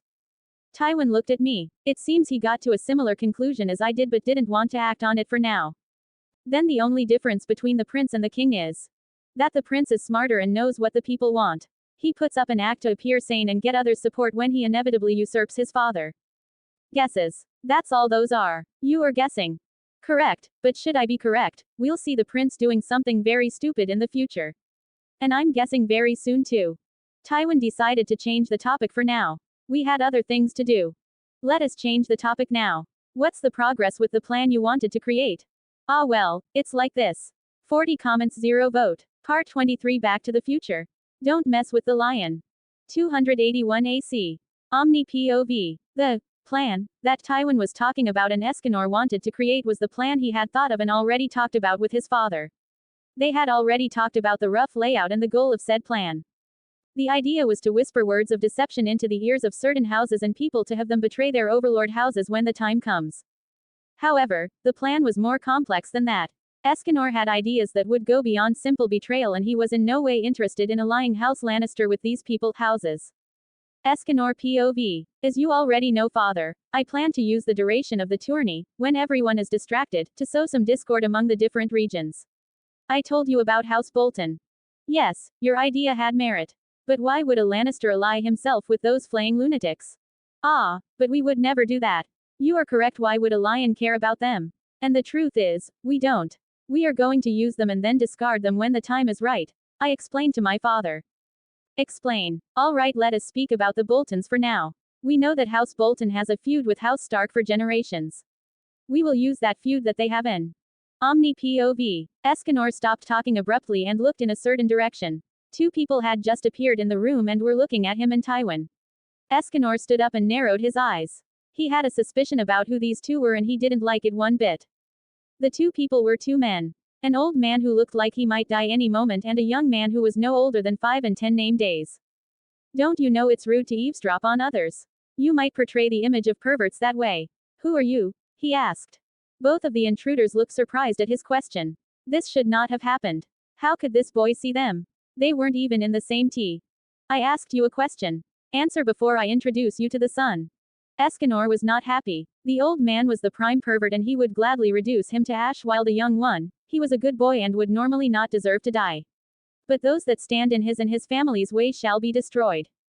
Tywin was confused. Who was Esganor talking to? Did he finally go crazy? Esganor, what are you doing? Tell me this instance what is going on here. Quote. We have visitors here. They are not supposed to be here. Greenseers is the name I believe. What nonsense. Father, you can believe me that I would never lie to you. Greenseers are able to view almost everything that happens and they're not even restricted to things that happen in the present, they can also view things from the past. Quote. You have never lied to me, so I will try to believe you. Then how are we going to deal with them? Allow me. Esganor looked at the two trespassers again. He narrowed his eyes and for the first time, he let his magic power loose. Only a small fraction though, as he would incinerate and melt all the stone in the surroundings. Heat and pressure started to attack the two men that had frightened looks on their faces. The old man was perplexed. This had never happened before. This was not possible. How could this boy see them whilst they were dreaming? It made no sense. This boy, or monster more like, was so powerful that he could see them and even pressure them from the past. He must have enormous magical power to do something like that. The heat and pressure increased up to a point where the old man started to take damage. The boy was also not doing any better. More and more the pressure and heat increased until it became too much and both intruders were expelled from the room. Esganor POV. Finally, they are gone. It would have been a problem had they not left then. The temperature and pressure were getting so high that it was beginning to do visible damage to the surroundings. And I really like this solar. I look back at my father and wait for him to say something. This was the first time he had seen me use my magic or magic power and he was knocked out. It seemed like I would have a lot of explaining to do when he woke up. Sigh. Brynden POV.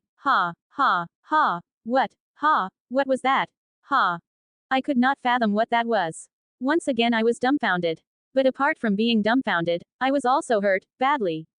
It seems this monster had pressured us with nothing but his magical power and given us internal injuries of the highest degrees. Leaf. Cough. Please, help us. I called Leaf. She might be the only one that can help us right now. Even though she and the other children's magic was diminishing since Bran the ducking builder had built that wall. Ironically, the children of the forest were the ones that helped build it as too. It seemed like the logical thing to do at that time, according to Leaf, and I had to agree with them. He would probably have returned sooner than he was going to now.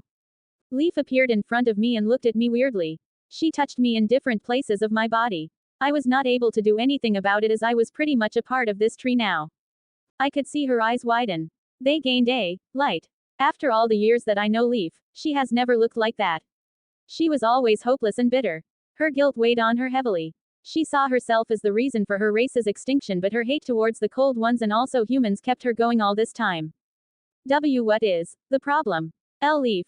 I asked the little creature. She was behaving strangely and I did not like that in the slightest. What happened to you, three-eyed crow? Where did you dream to? Who did this? Tell us now. She seemed very excited about this.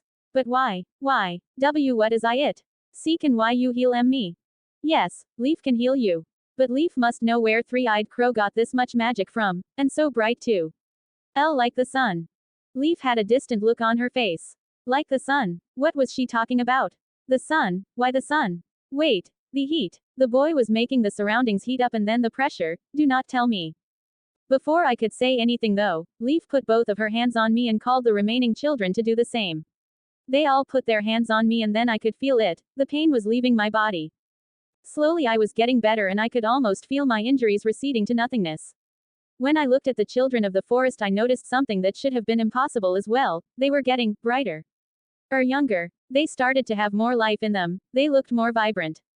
What is happening? Three-eyed crow had lots of magic inside him that did damage to his inside thing.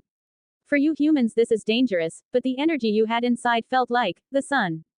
Very nourishing for me and my sisters. We are now feeling almost like the days when magic was still present in the world. Who gave you this, three-eyed crow? Tell Leaf. There was this boy. I was showing Bran about the lion sin of pride, also called the bloody lion, Esganor Lannister. He wanted to know about his childhood and so we went to have a look, but the moment we appeared there, the boy noticed us. Impossible. No one can see another whilst he is green-seeing. That is not possible. Leaf said strongly. I know that. And yet he saw us and talked to us. He said that it was rude to spy on others like that and called me a pervert. Then he pressured us with his magic power and made the air scorching hot and hard to breathe. At one point we could no longer take it and were thrown out of our dream and brought back here with our injuries. A human with magic like the sun. What did you say this human's name was? Asked Leaf. He is called Lion Sin Esganor. Esganor Lannister, the most powerful and dangerous man in Westeros at the moment and probably in history. First time showing someone who's boss. We'll get many more such scenes and some even better than this. This was like the imperative. Cedric_7512 creators, thoughts. 66 comments 0 vote. You can chat with me about my writing experience apart from the comments section. Cedric_7512. Part 24 plans revealed, finally. Shout out to Slumber God, who almost found out Esganor's plan. 281 AC. Esganor POV. To explain what happened to Tywin was a hard task. Tywin never paid any attention to magic and put the stories of dragons and magicians off as fairy tales. So when I told him and demonstrated him, sunshine, he was beyond surprised. He didn't show it on his face though. He was still the same stoic man he ever was, but there was a major slip in his demeanor. After many hours of telling him about my magic and also my connection to the sun, his curiosity was finally somewhat sated. It was honestly weird telling my father about some of my abilities. He was never truly interested in anything his children did if it didn't concern his legacy or the House Lannister. This seemingly changed though. He was interested in my abilities and was probably wondering about their implication and effect on our house. After hours and hours of talking, we came to talk about a very sensitive topic. We had to talk about it sooner or later anyway, and I would tell him the results of my investigations. So you are saying that you think Joanna did not die of natural causes? Tywin said through his teeth. He did not like to talk about this topic. He saw Tyrion as the reason for Mother's death and would not change his standpoint. With the new information though, it seemed he was just minimally open to talk about this. Indeed, father. You see, I was always quite aware of my surroundings and realized very early that Mother was weak and sickly. My birth was hard on her health. That's also the reason why I tried to saturate the air with my magic or energy, if you will. You might also have realized this already, but when I use my ability, people tend to calm down somewhat or just melt. I used this to nourish her and improve her health. It did work until she got pregnant again. That took a lot of energy out of the mother. However, I managed to keep up my treatment, and she got a lot stronger. That is why I suspect foul play. I knew that Mother would not have died out of weakness because I made sure she survived, and yet, she still died. Who? Quote. I suspect the Maesters. Maester Kralin. You think he did it on purpose and let Joanna die? Tywin was about to explode. I believe the Maesters in general. All of them. The whole lot of that is hiding in the Citadel in Aldtown. I think they are trying to control Westeros and made sure Mother died to weaken our house and you. Tell me about your plan. Now, my plan is complicated and quite hard to execute, but it should be possible. I'll explain it with House Bolton, something I wanted to do for a while now. The plan is this. We know about the feud they had between them and House Stark. We shall use this to our advantage and have them and their supporters fight each other. There are several steps we shall follow. First, we shall collect all the information we can about the Maester currently in Dreadfort. We will find all the dirty little secrets he has. Should he not have any dirty secrets, which I doubt, we will bait him and give him some on our own. Like spreading rumors or having a woman seduce him or something like that. With this, we will extort him and have him be loyal to us. We know nothing about the Citadel, and with this, we can be sure he won't tell them anything about us and our plans. Second, we will send instructions to the Maester in Dreadfort and have him tell Lord Bolton some things about how House Lannister would be interested in having House Bolton as the Lords of the North instead of the Starks. We will promise him riches and all the other goodies that he might be interested in. The important part is that the Maester burns all our letters. We don't want to leave any evidence after all. The good Maester will be removed as well at one point. Third, we will actually backstab the Starks and tell on the Boltons and their plan to start a rebellion. We will tell them all sorts of lies about how we wish to help them and whatnot. All some cheap lies that help us seem genuine. This move is important as it will get us into their good graces and they might even have them take us into their confidence. As nice as we are, we will suggest the Starks wait before making a move to see who stands with the Boltons and then remove them all at once. Fourth, after that, we will simply wait and see. Because no matter who wins in the end, we will wait and reap what our enemies sowed themselves. I stop a moment to give my father a moment to digest all this information. It took a while for me to come up with that plan. It was not a particularly good plan and the amount of problems that could come up was enormous. The idea is not without merit. However, we will change some things and then, maybe it can be done. What about the Citadel? Ah, the Citadel, well, we will do something different there. The maesters in the citadel must have some sort of goal. I am certain that there is some sort of organization with goals that affect all of Westeros. So what we will do is similar to what we do with the maester in Dreadfort. We will extort those that can be extorted and use that information to access all their books and knowledge that they have in Aldtown. We will have some of our people that are loyal to House Lannister that we will use as sleeper agents, and have them stay in the citadel to make sure they do what we want. For all those that don't have anything to extort, we will either kill them or have them sent somewhere. This will take quite a few resources on our part. We will need to infiltrate the citadel first, then we need to find dirt on all of the maesters, and then we need to contact them to extort them. And all of that has to be done without anyone knowing. The Tyrells are a big problem on that part as they have a close watch on the citadel. Aldtown is also a very big port, making it hard to just force our way in or something like that. Esganor took a moment and exhaled. That is the gist of things. We will use similar or the same methods for the other regions like the Crownlands, Tourney, and Riverlands. The Vale has someone that I believe will be more useful for us instead of causing a rebellion. And the Riverlands would probably go to war with the Fries for almost anything. No one really likes them, and with Aunt Jenna's help we can make something happen there as well. Is that it? Tywin asked after a long time. Not entirely. There is a request I would like to make. I would like to create a group of people my age that will train with me and spend time with me. I want to create a group of fighters and helpers that stand with me through everything. If possible, I would like to choose them myself. Or maybe you have some ideas on who could join. Omni POV. After talking some more with his father, they agreed on the plans and Tywin granted Esganor's request to create a group. Now it was a matter of waiting and seeing their plans bear fruit. Smaller time skip coming up. The war is the next topic we shall talk about, and sadly, Esganor will not actively participate. Cedric_7512 creators, thoughts. 42 comments, 0 vote. Part 25, Robert's Rebellion. The last chapter wasn't very liked, I saw. And apparently, that is because Esganor wouldn't do something like scheme and whatnot. Well, I got news for you all, there is a reason for that. First, he is not Esganor and only has the same name because I wanted it and the power of sunshine. He did not get his character or anything like that. He is his own person and has lived a different life than Esganor has. He naturally won't act the same way. The scheming was a brainchild of mine that I had Esganor create out of boredom. Remember that he is mentally a grown man, and that must bore you out of your mind to be stuck inside a baby child's body during medieval times.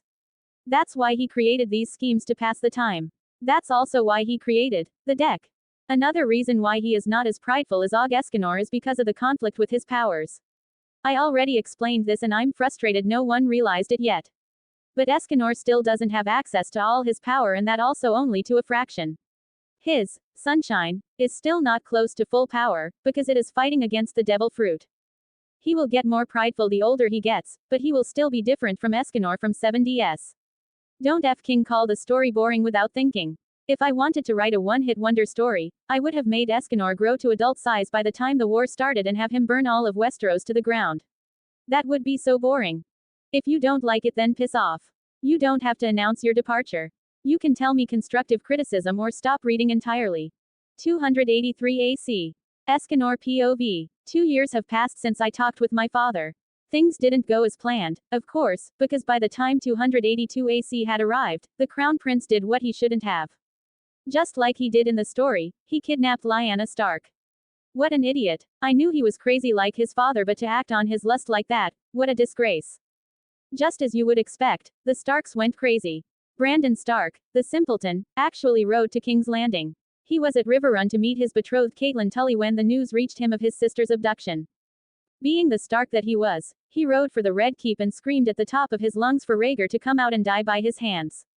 Seriously, who was that stupid? He honestly believed that that would work.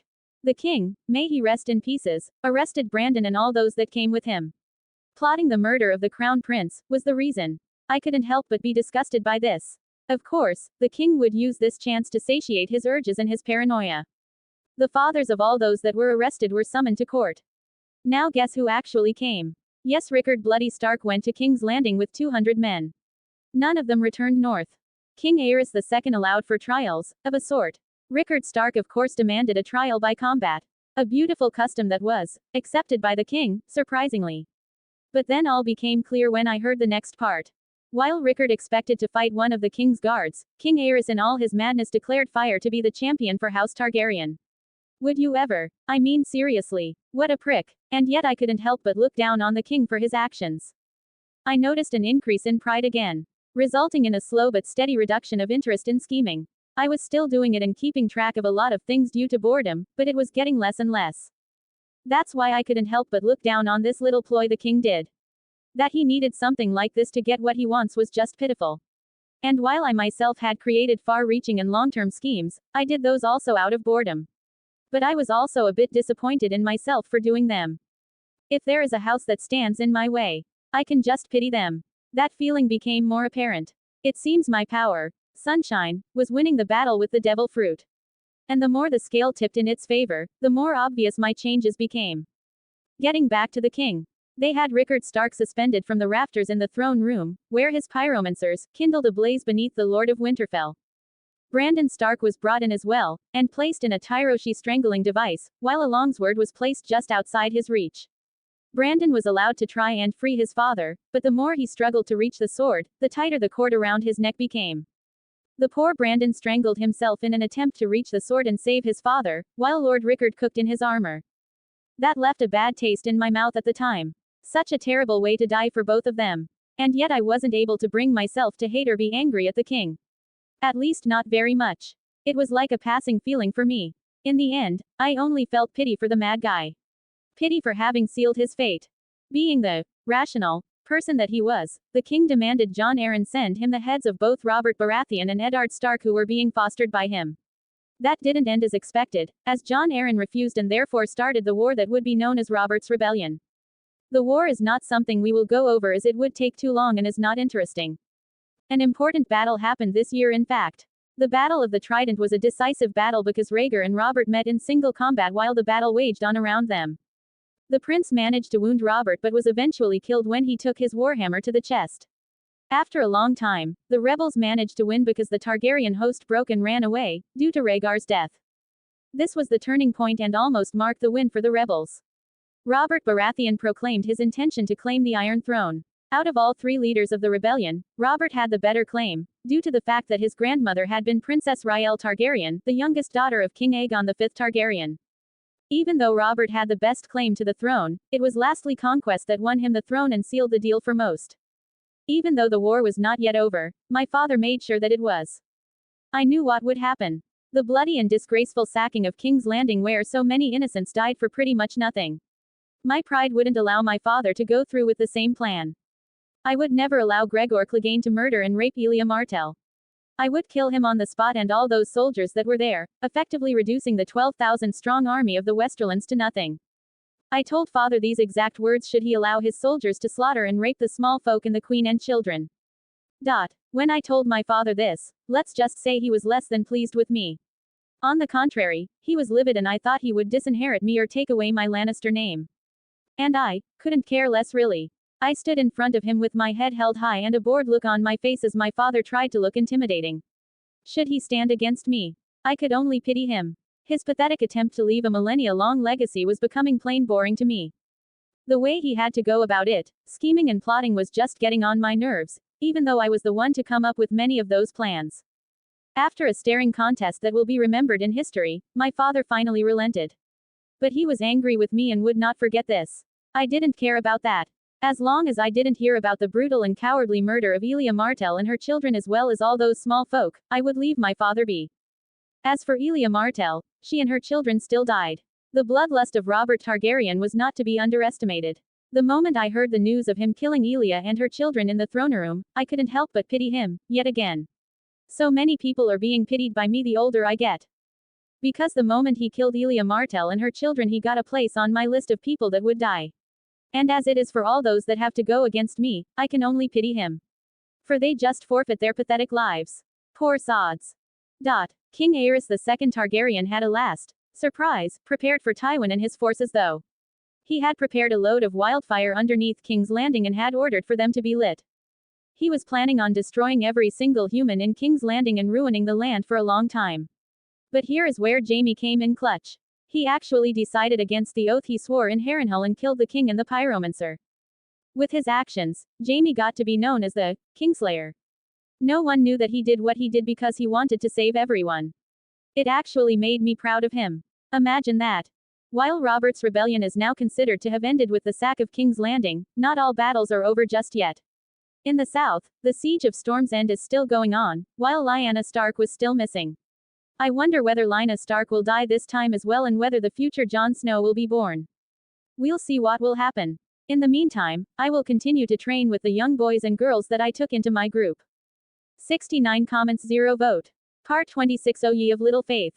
286 AC. Esganor POV. Oh boy, time sure flies, doesn't it? 3 years have passed since the end of Robert's rebellion. The aftermath was pretty much the same as it was in the books. Although there were some differences. One such difference is actually something pretty funny. Jaime, after having killed the king and all 3 pyromancers in King's Landing, was pardoned just like Varys and Maester Pycelle. When Robert, the newly crowned king, offered Tywin to release Jaime from his oath as a Kingsguard, my father refused. Imagine the humiliation. Oh my, the burn must have been worse than when I use sunshine. I'm going to be honest here. I laughed really hard after hearing about it. My father showed his displeasure with my brother after seeing how I was so much better than the next Lord of Castle Rock. And who can blame him? I'm fabulous. The siege of Storm's End went similarly to the story, as far as I could tell. I didn't pay much attention to it though because I didn't care about it. Stannis Baratheon was a man who would rather break than bend, as it was said. He would either hold Storm's End or die trying. And he managed to hold it till the end. That was not a good outcome for our friendly fat Tyrell, Mace.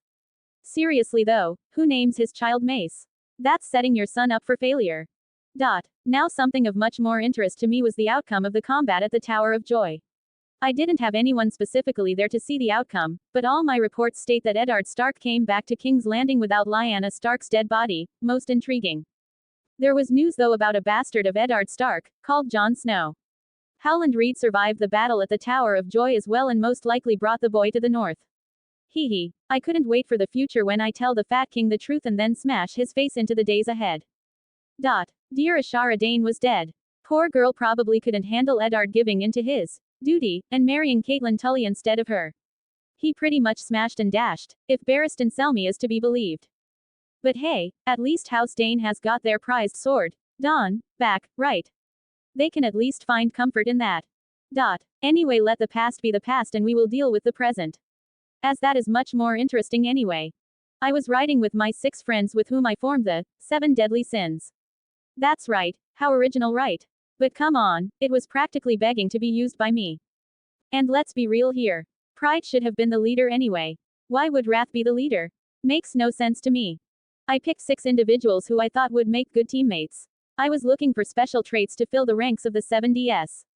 And I managed to find all of them shortly before the end of 282 AC.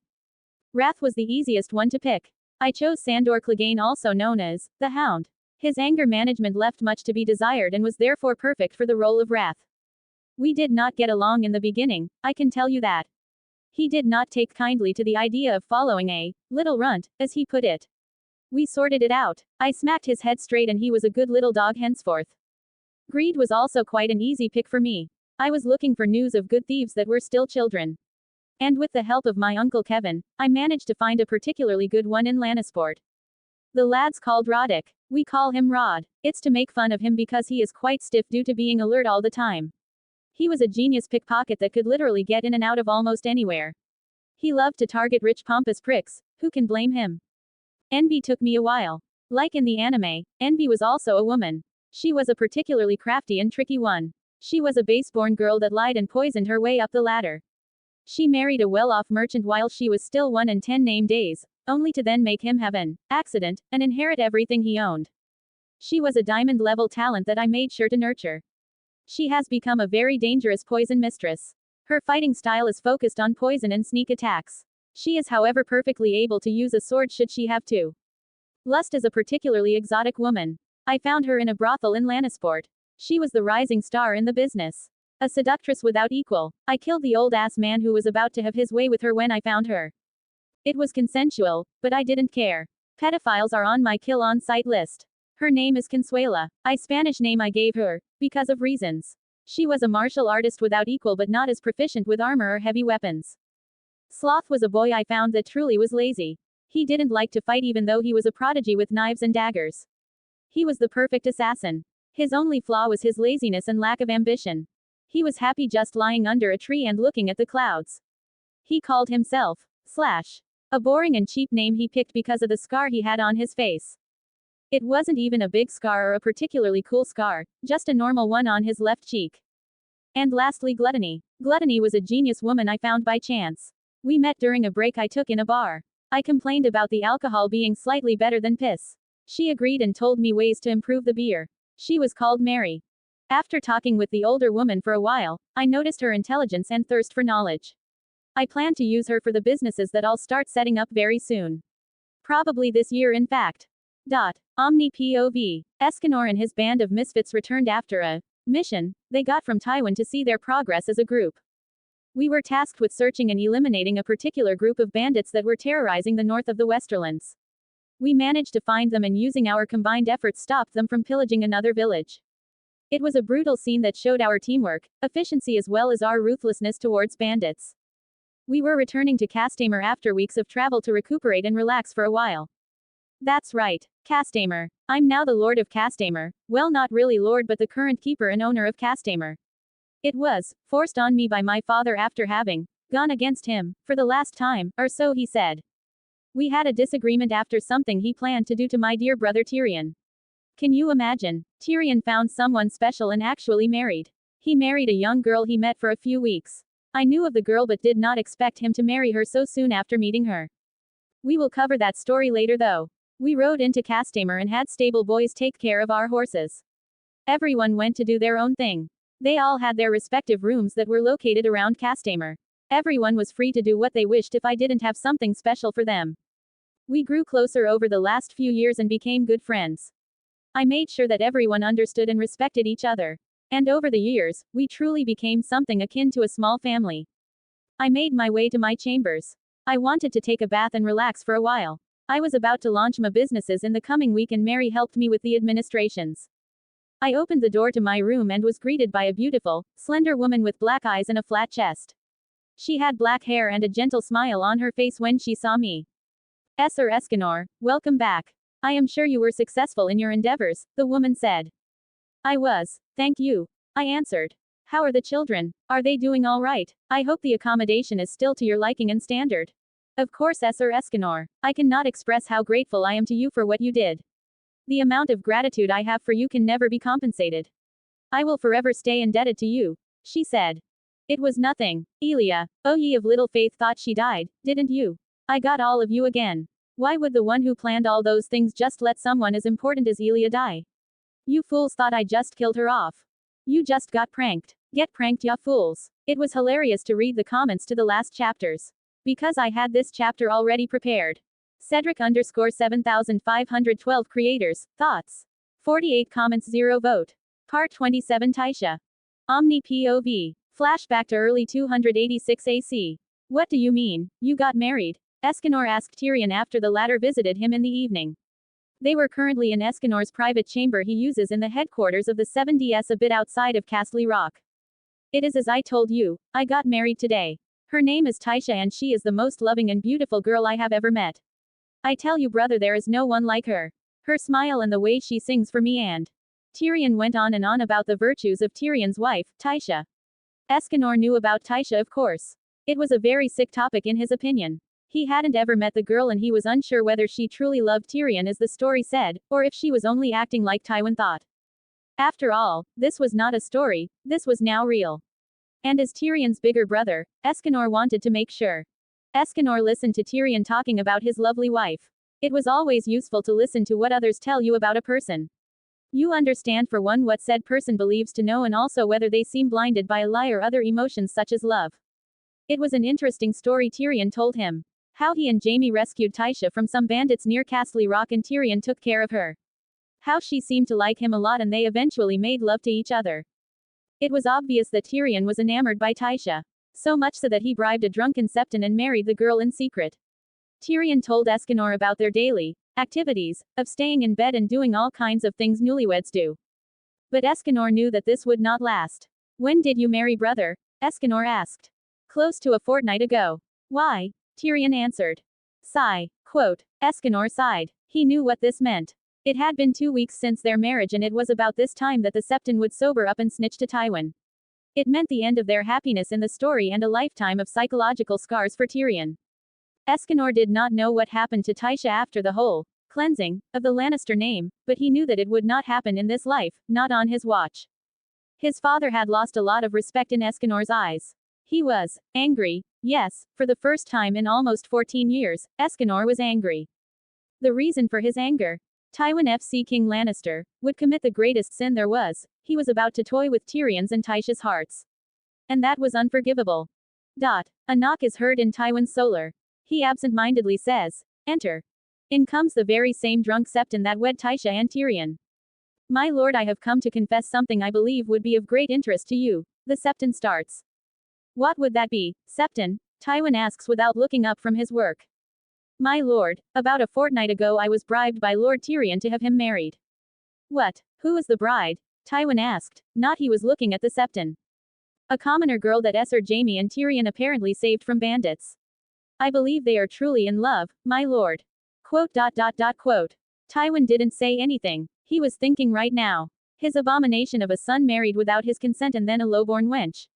He was livid and almost couldn't contain himself. He was thinking of somehow salvaging this. After a while, he thought of something. He called for Jaime to come to his solar after dismissing the Septon. "Father, you called for me?" "Yes, your brother, the disappointment that he has married a commoner girl without my consent and behind my back. You will spread the rumors that the girl is a whore and was hired by you to take Tyrion's virginity and make him a man. You will tell him that she is after the Lannister gold and only married him because of that. But father, yo you sure about that? You will do as I say. Esganor is out right now and he would never do it, I know him too well. Be quick now, I will tell the guards to do some things to this girl and you will tell Tyrion about her true motives, and take him to her." Why yes father. As you wish. Jaime said like the pussy he wasn't left to do as his father said. Rumors spread about the reward Tywin Lannister would give everyone who pays a particular prostitute in front of everyone. All the guards were ecstatic and more than willing to go through with it. Jaime had found Tyrion, who had come back from Esganor and was about to go back to the little cottage he lived in with Tisha. He told Tyrion what his father told him to say and brought him to the open square where Tisha was brought to. The guards were beyond saving at that point. Their eyes showed their lust and greed whilst they groped Tisha and ripped her clothes. So you're the whore Lord Tywin promised to give 1 silver coin to whoever FCKs you. Come, we'll get right to it. Who knows, you might enjoy it. Tisha was pushed to the ground and many men held her in place. She was crying and her eyes expressed her despair. As the first guard lowered his breeches and took his cock out, someone finally acted. A big hand, like a big paw, grabbed the head of the guard who was just about to do the deed and lifted him into the air. The guard let go of Tisha and tried to pull the arm or hand off of his head whilst his legs were kicking in the air. So over 20 guards think it correct to not only rape an underage girl who is already married but to also do it out in the open. You don't understand how much you just FCKED up. Esganor had arrived. The reason why he was only here now was that he told the other sins to be ready for an extraction and protection job. He knew that he could not just save Tisha now and then leave her. He would have to make sure she was safe after Tywin finds out about his interference. Everyone who was close and watching the scene unfold had shocked looks on their faces. A grown man was just lifted with one hand by Esganor, and that was seemingly without difficulty. Esganor looked at all the guards who were there at the moment and then let his gaze wander over everyone currently on the plaza this scene took place. His gaze landed on Tyrion and Jaime. He didn't say a word and just shook his head. Then he turned back to the guards and addressed them. "For your actions and the greatest sin there is, for toying with a human's heart, I sentence you all to death." What followed was similar to what Omni-Man did to the pilot Mark, saved only for Omni-Man to then crush his head like it was made of paper. The guard's head popped like a balloon. It took no effort at all, and all the blood and gore splashed on the ground and on other guards in front of him. A collective gasp and screams were heard. No one had expected this. Esganor was not widely known for his ruthlessness. He was known for his lack of talent concerning swordsmanship and his seemingly impassive face. But this was beyond anything anyone had expected. Esganor's expression did not change in the slightest. He dropped the body and approached the next guard. Still in shock, they didn't manage to flee yet, and he grabbed two by their necks. Like small, old and dry twigs, their necks were broken and then dropped to the ground. Esganor didn't stop though. He walked to the girl and the guards who were holding her. With a casual swing of his arm, he cut open the bodies of all the guards around her. Blood spilt all around and would have splattered on Tisha, had Esganor not shielded her. He took her in his arms and brought her to Sandor, who had arrived a moment ago. He laid her in his arms and said, "Take care of her and make sure no one gets their hands on her." Needless to say that what followed was a gore-fest à la carte. Blood and innards were lying and spilt all around the area. Every single one of the guards who were participating had been killed. After it was over, Esganor turned towards his brothers who had shocked expressions on their faces. He looked at Jaime and said, "You are a disappointment, Jaime Lannister. I hope you will never need my help because you lost your right to ask me for it." Esganor walked very close to Jaime until he was right in front of him. He was taller than Jaime and therefore looked down on him. He lowered his voice and said menacingly, "Should something like this ever happen again, I will pull you in half from head to scrotum. Are we clear, brother?" Jaime was unable to respond but managed to somewhat nod his head while he shook like a leaf. The aftermath of this bloody scene, which resulted in the area looking like a Jackson Pollock painting, was complicated. House Lannister's reputation did not improve. More people became terrified by what Esganor did. Esganor got the nickname the Bloody Lion. And the event would be known as the Bloody Painting henceforth. Tywin Lannister exploded for the first time in his life. He was so mad that he actually hit his son, only to break his hand. This made him even more angry and he banished Esganor from Castle Rock. He banished him to Castamer and told him to have it restored and functioning in a maximum of 5 years. He was not allowed to take anything with him. No money, personnel, guards, weapons, clothes, nothing. Only what he had on his person at that moment was allowed. He didn't even allow him to take his horse with him.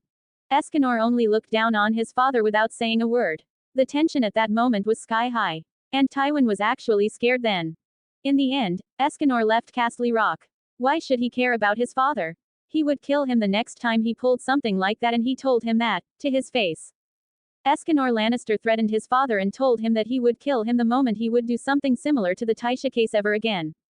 That was quite a few seasons ago and Esganor managed to accomplish a lot since then. He proved to not need his father or anyone really. He had Mary and the rest of the 7DS come and help him with restoring Castamer and setting the gold and silver mines back on track. And now he was planning on opening his own businesses. His sight was on Essos. New adventures awaited him. Actually, his first adventures awaited him. What do you know? We'll be discussing his businesses, a little about Castamer and then we'll focus on his travel in Essos and Sothorios. Cedric_7512 creators, thoughts. 59 comments 0 vote. Part 28 Tyrion's thoughts. Flashback to early 286 AC. Tyrion POV. Monster, that was the only word that my mind managed to produce that day. I always knew my brother was special, different from all the other humans. But only on that fateful day, did I come close to understanding just how much different he truly was. Since I could remember, Esganor had been with me, protecting me, teaching me and playing with me. He was my guiding light in the dark and muddy waters that was Castle Rock. Esganor shined like the sun. And just like the sun, I felt that he was looking down on everyone and everything. At least on almost everything. He was always the same with me and our siblings. And yet, I would not call it arrogance. When I asked Esganor about his behavior towards others, to this day, he would always say the same. Why would I try and interact with others who have no significance to me? After all, they're weak. Each and every time it was a similar reaction or answer. He looked down on them. Like the sun doesn't care about the planets that circle around her. According to Esganor, that's what they do. Esganor did not care about those trying to get close to him. In the depressing and hurtful existence that was my life, my brothers Esganor and Jaime were the only ones that cared about me. I thought I finally found someone on that special day. The day when Jaime and I, well mostly Jaime, saved a young girl of 3 and 10 name days from bandits. Tisha, the love of my life, the moon to my planet, my everything. I had never been this happy in my entire life and I knew that I was beyond lucky to have found her. She genuinely cared about me and truly loves me for who I am. Her singing was the most beautiful thing there was. I could see her feelings for me in the way she looked at me. It was inevitable that we married. I thought I would die of happiness when she accepted my proposal. It is still clear to me like it was yesterday, the moment I bribed the drunken Septon to have us married. I knew that a sober one would never marry us because they fear father too much. I can still see myself walking out of Castle Rock towards the camp of my brother. Indeed I was walking, although I felt as if I was flying. And I can still see Esganor's surprised face when I told him about my marriage. He was surprised at first, and for the shortest moment, I feared that he would not approve of my decision. The thought of Esganor not approving of Tisha was the most pain I felt, ever. Because I knew that I could never decide between both of them. Esganor probably saw my thoughts on my face and his expression softened. He smiled very softly at me and then asked me, what would be the lucky lady's name, Tyrion? I was ecstatic beyond reason when I heard him say those words. He approved and wanted to know more about Tisha. I was right about him. He is the best brother there could ever be. Her name is Tisha, brother. She is the most pretty and lovely woman in existence. I can tell you when she looks at me, my heart stops beating and her smile threatens to knock me out. Imagine she really loves me, brother. Actual love, can you imagine? Oh, I am so happy. I must have talked for hours about how great Tisha was and how happy I was. He never said a word and only listened with a smile on his face. When I was finished talking and realized that I had been talking non-stop, I was embarrassed. And yet he laughed at me. Ha ha ha, Tyrion, I am very happy. It seems you have been hit hard. I shall meet her soon. He then looked at me and calmed down. Then he addressed the problem that I knew would come but did not want to think about. Do not worry, brother. Leave the talk with father to me. I will deal with the aftermath of this and see it through till the end. Of that, you have my word. It felt like Esganor took the mountain load off my shoulders. Whenever Esganor said he gave his word about something, it was guaranteed to happen. I knew he would never go back on his word. I stood there next to Jaime and was looking at my wife being harassed, groped and hurt. A whore. Jaime said she was a whore. He had paid for me to lose my virginity. No. No. Why? Tears ran down my face. Jaime told me to not sweat it and enjoy the moment I had. I looked as more than 20 guards were ripping the dress from my wife and pushed her to the ground. Her screams for help and begging would be burnt into my soul for the rest of my life. I was weak, just like the ones Esganor spoke about. I was not a lion. I was a sheep, a disappointment, a disgrace, pathetic. I could not do anything at that moment, and I am certain that I would have even gone through with the order of Jaime to defile Tisha in front of everyone as well. Father had paid every guard who did the deed with her 1 silver coin. Then something happened that would give me nightmares for the rest of my life. Just as the first guard was about to repay my wife, a big paw-like hand grabbed his head from behind and lifted him up like it weighed nothing. I was never happier to see my brother than at that moment. It felt like, at that exact moment, a monster had descended to Earth to wipe the entirety of humanity out. I still don't understand how it was possible, but when Esganor looked around the courtyard and his gaze passed over me, I felt pressure pressing me down. I could see a giant of a man looking down at me, and he was not amused. To describe the bloody and gory scene that followed would not do it justice. You just had to have been there. My brother called it the greatest sin, toying with a human's heart. And when he sentenced everyone involved to death, I could see and smell some of the guards shit and piss themselves. I was scared, really scared. I think I shat my pants as well. No, I am certain I shat my pants. I don't know how Esganor managed to solve this clusterfuck, as Esganor called it, but I was very happy. The fact that he had to leave Castle Rock without any help to rebuild Castamer and took Tisha with him was hard for me, but it was still better than the alternative of her getting massacred. Since that day, my brother's light shines even brighter. He has gotten even more proud. Thankfully, he's still the same old Esganor when we are alone. He makes sure that I am allowed to visit Tisha whenever I wish, and my relationship with my wife is just as strong, if not stronger, than before. Although she needed time to digest what happened and almost happened to her, I know that Esganor helped her through it and brought us closer together. I will forever be grateful to my brother, and no matter what, I will stand by his side till the day I die. Jaime, on the other hand, stopped being my brother the moment I found out the truth. His lie about Tisha being a whore and him trying to have me repay my own wife in front of everyone, we were done. He took the spot next to father on my hate list. I would pay them back one day. I will make sure they regret this. Mark my words. I swear it on my name, Tyrion Lannister. Next chapter we'll see Tywin's talk with Esganor and how it came to be that Esganor went to Castamer. I can't wait to write their talk. It's time someone taught good old Tywin some manners. 56 comments, 0 vote. Part 29, talk with Tywin. Flashback to early 286 AC. Tywin POV. Repeat that. I told Jaime. We were currently inside my solar. Jaime had just returned from his task that did not go as planned, if the commotion is to be believed. It did not work. Father, I did as you told me to and brought Tyrion to the courtyard. I told him about his wife being a whore, like you said, and then, Jaime's lips trembled. I can't believe my eyes.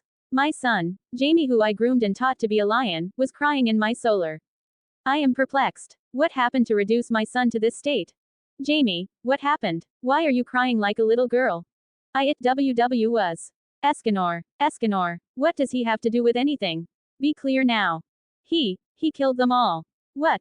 I am getting impatient with this boy. Esganor killed who? Now speak clearly or I will have you horsewhipped. Esganor, he killed all the guards you were going to pay to our pay Tyrion's wife. What? Why was he even there? Did you not tell him about the wench using Tyrion and being paid by you, as I told you? I don't know whether he knew the rumors. I did not even know he was in Castle Rock. I thought he was away with the group of his. This was bad. I think my blood vessels will burst at this rate. I must calm down. Esganor, always him. The only child of mine that dares to go against me. I thought that he got rid of that particular trait, but it seems I was wrong. It is time for a final talk with the boy. This will stop now or I will have to remove his Lannister name. No, I can't do that. He is far too valuable to our house to have him removed. I must find another way to deal with him and his attitude. An idea came to mind after thinking about it for a while. That way I could kill two birds with one stone and even increase the power of House Lannister. I looked at Jaime, who was still lost in thought. This distraught look he had disgusted me. How could I ever believe him to be a good choice as my heir? No, Esganor was far better and the strength he showed even supported that. I had the head of the guards tell me exactly what happened, as my failed son was unable to form coherent thoughts. According to him, Esganor slaughtered all the guards who were present in the courtyard. Even those who were not actively taking part in the arping of the wench. He judged them and found them guilty. Tell me his exact words. I said to the man. I needed all the information I could get before talking with Esganor. Yes, my lord. Lord Esganor grabbed Rory by the back of his head, lifted him into the air, looked around and said, so over 20 guards think it correct to not only rape an underage girl who is already married but to also do it out in the open. You don't understand how much you just FCKED up. Then he looked at Lord Jaime and Lord Tyrion shook his head and said, for your actions and the greatest sin there is, for toying with a human's heart. I sentence you all, to death. After that, he slaughtered all the guards like they were made of paper. I have never seen something like it. I was not personally there, but some servants told me about it. I only saw the aftermath and mess.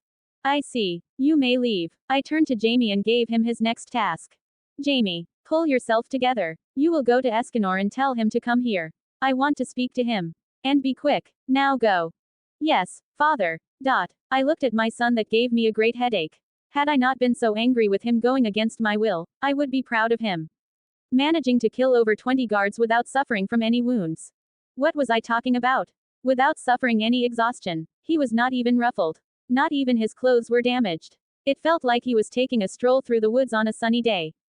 He looked at me with his usual bored expression. Nothing could faze my son. I soon realized that and tried to make the most of it for House Lannister. I got angry when I saw him yawn. The gall of him. I did not say anything but looked at him. I always did this to get most of my information from those that sit opposite me. It was an intimidation tactic that worked wonders and was refined by me over the years. The people would usually get nervous and start talking. And yet, Esganor didn't look like he was going to say anything no matter how long he sat there. He would probably just walk out of my solar then speak. Well, I said. Well, what? He answered. This made me angry again. He knew perfectly why he was here. What do you have to say for yourself? Could you be more specific? Because at the moment there is nothing I have to say for myself. You know exactly what I am talking about. So don't try and play with me. Now tell me why exactly you would dare go against me and kill over 20 of our guards. Well that is easy. I was punishing them for doing the worst sin there is, toying with a human's heart. What are you talking about? How did they play with someone's heart and whose heart are you talking about? They were playing with the heart of Tisha and Tyrion as well. That wench who managed to marry Tyrion is a whore and you would know that had you. We both know that is not the case. Father. I could hear the difficulty he had to say, father. Something had changed, but I didn't care right now. He had to be punished. I said that she was a whore and then she is one. The lowborn tried to climb up the ladder by marrying an attention-craving abomination. It was easy for her. Tisha is nothing of the like. She loves Tyrion and he loves her. And even if she was trying to take advantage of him, that is for him to deal with and you have no right to. No right. No right. I have every right. He is my son and it is my house that she is trying to take advantage of. Don't ever talk like that to me ever again. Is that clear? Esganor looked at me and then took a deep breath. His expression had not changed at all. He was still looking at me the same way. And it made me mad. He was disrespecting me the entire time. It would stop now. Is that clear? Answer me. I understand that you are sitting on a high horse. I understand that you believe yourself to stand above all others because your name is Lannister and you are smart. I understand that you think you have power over me and can tell me what to do and raise me. And I understand that my patience is running very low right now. I also understand that you just made the list of all those I pity and I understand that there will be changes from now on. After I took a moment to take all that in, I exploded. I never raged like that and always controlled my emotions. But that was not possible now. You dare talk to me in that way. You dare to say those words to me. Who do you think you are? You are nothing. Nothing and everything you achieved is because of me. You ungrateful worm will learn some respect and I will make sure you do. I took a deep breath to calm down and spoke with the frostiest voice I ever had. You are correct though, there will be a change. I banish you from Castle Rock. You will leave and not come back here until the day I say so. You will travel to Castamer. There you will take care of all the damage that was caused and rebuild it from the ground up. You will not be allowed to take anything with you. No guards, no friends, not even a horse. You will not take any weapons either and will leave with the clothes you wear on you right now. I don't want to see you again until the day that Castamer is a functioning and prospering castle again. And then, and only then, will I think of allowing you back to Castle Rock. Say your goodbyes as you won't be seeing your siblings for a long time. You leave tonight. Now get out of my sight. Sigh. Esganor stood up slowly. He took a few steps forward until he stood right in front of me. He was taller than me and had to look down. Without any change in his expression, he looked into my eyes. You are pathetic. I am disappointed to have witnessed this display just now. You never had any power over me and I allowed you to think so because you are the one that donated his sperm. From today on though, we are strangers. Should you ever speak to me like that again, I will kill you. And I will take my time with it as well. Let this be the only warning you will get. Should you ever dare to do something like this again, I will burn House Lannister to the ground and let you watch it all happen. I will destroy the legacy you oh so hope for and then feed you your own heart so you get a taste of your own medicine. And that is a promise, father. So come on, do it again, I dare you. After he said that, he walked out of my solar and just lightly tapped the door. The door broke out of its hinges and smashed against the wall, leaving me holding my breath at the display. Never had I been this scared in my entire life. I was certain that I had FCKED up badly this time. Finally, we had our talk with Tywin. Next chapter we see some of his business and the start of his adventure in Essos. Cedric_7512 creators, thoughts. 68 comments 0 vote. Part 30 businesses. 287 AC. Omni POV. We find ourselves aboard a galleon. On the biggest of all the four main sails, there was a face of a lion, which looked similar to Esganor's birthmark. It has been a year now since Esganor started creating his businesses. And he had not held back in the slightest. He went wild on different business ideas. The first thing he thought of was of course alcohol. As Esganor he felt a small pull to create his own beer. He was well read in his last life and knew quite a bit of general knowledge. In school, he had once tried to create vodka as a project. During that time he had researched quite a bit about different alcohols and also knew about whiskey and brandy. For now, he wanted to focus on beer, vodka and whiskey. That would make his income skyrocket. Alcohol was always a safe horse to bet on in the medieval world. And with a king that drank like a hole, he was on the safe side. Mary, the sin of gluttony, helped him set up shops, breweries and the necessary distilleries to start with the production of his alcohol. The castle of Castamer was not really working properly. The 7DS only used some rooms. They didn't have any rush in filling the castle with workers and servants as there was still a shortage of residents in the city to finance this. The city in itself was coming along nicely though. When Esganor left Castle Rock, he took all those poor sods with him that he saw on the way. He told them about the restoration of Castamer and getting them houses should they wish to follow him. Esganor never begged or promised them things to convince people to follow him. He didn't care if they come or not. The city would soon flourish when they hear who's ruling it and making it better than it was in the past. Apart from constantly constructing new houses for future residents to live in and starting to build structures for his alcohol production business, Esganor also started with other things. He was very interested in the creation of glass. The current glass was trash for his taste. Way too milky and with too many bubbles. The Myrish could go FCK themselves for all he cared. But he still waited for the production of better glass. He needed enough sand for that, and therefore a good trade deal with Tourney might be a good idea. However, that had to wait for now. Next, he had already begun and finished some restaurants, as he called them.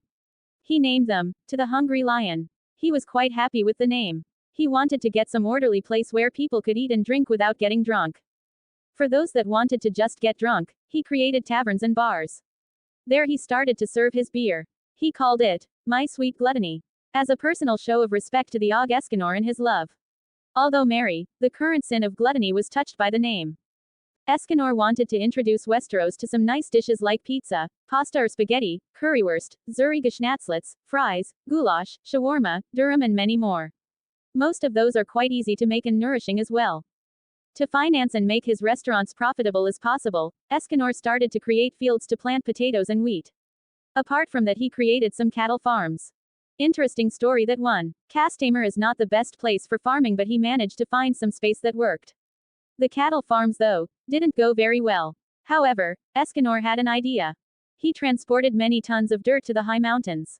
Using his monstrous strength, Esganor broke down some of the spiky mountains and leveled them. Then he dumped all the dirt on the leveled mountains and waited for the grass to grow. It took many months before there were signs of success. But they managed to do it with another stroke of genius from Esganor's side. Using the powers of his sun fruit for the first time, he created many small suns that floated high in the sky. Those suns were multi-purpose suns, so to speak.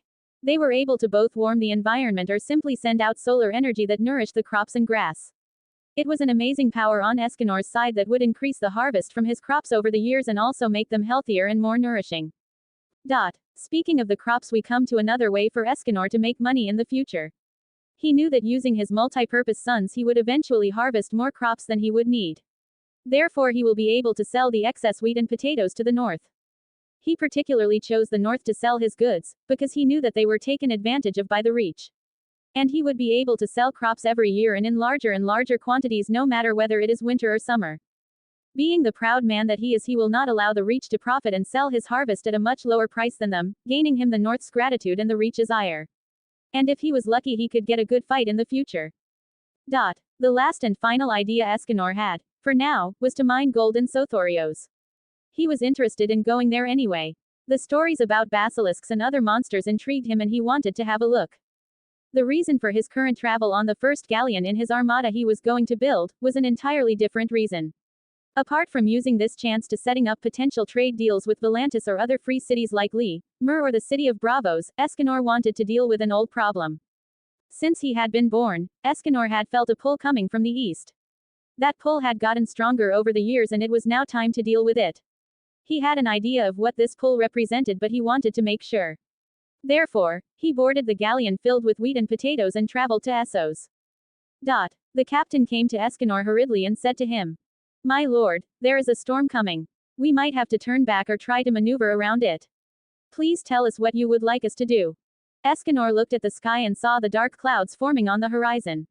The winds had gotten slightly stronger in the last few minutes and it would soon start to rain. The weather will force us to sail around it. Who decided that? Standing up, Esganor addressed the captain and all the others that were currently on the deck of the galleon. "We keep the course, captain. Tell everyone to be ready for a big wave coming from behind." As you wish, my lord." The captain was confused and didn't know what Esganor was talking about. There was no wave in sight from the back and he was more concerned about the storm from the front. So what was his lord planning? Esganor walked to the front of the galleon and looked at the storm forming in the sky. He was not amused. He closed his hand and formed a fist. He focused his power of sunshine, and slowly concentrated a minuscule fraction of it to form a ball. When he felt that it was enough, he opened his hand and let the tiny ball float. Knowing the intent of its creator, the miniature sun floated towards the clouds and approaching storm. After 1 minute of waiting, something happened. The entire sky lit up and after a second a loud explosion was heard. Enormous winds came down from the sky and riled up the sea, creating big waves. The crew did not believe what had just occurred. Esganor had just poofed the storm away, like blowing some shampoo from the top of a shampoo bath. Seeing the big waves, the captain managed to collect his bearings and ordered his crew to focus and watch out. The ship was not allowed to get wet as the cargo was too expensive and he would not get his full salary should some of the cargo be destroyed.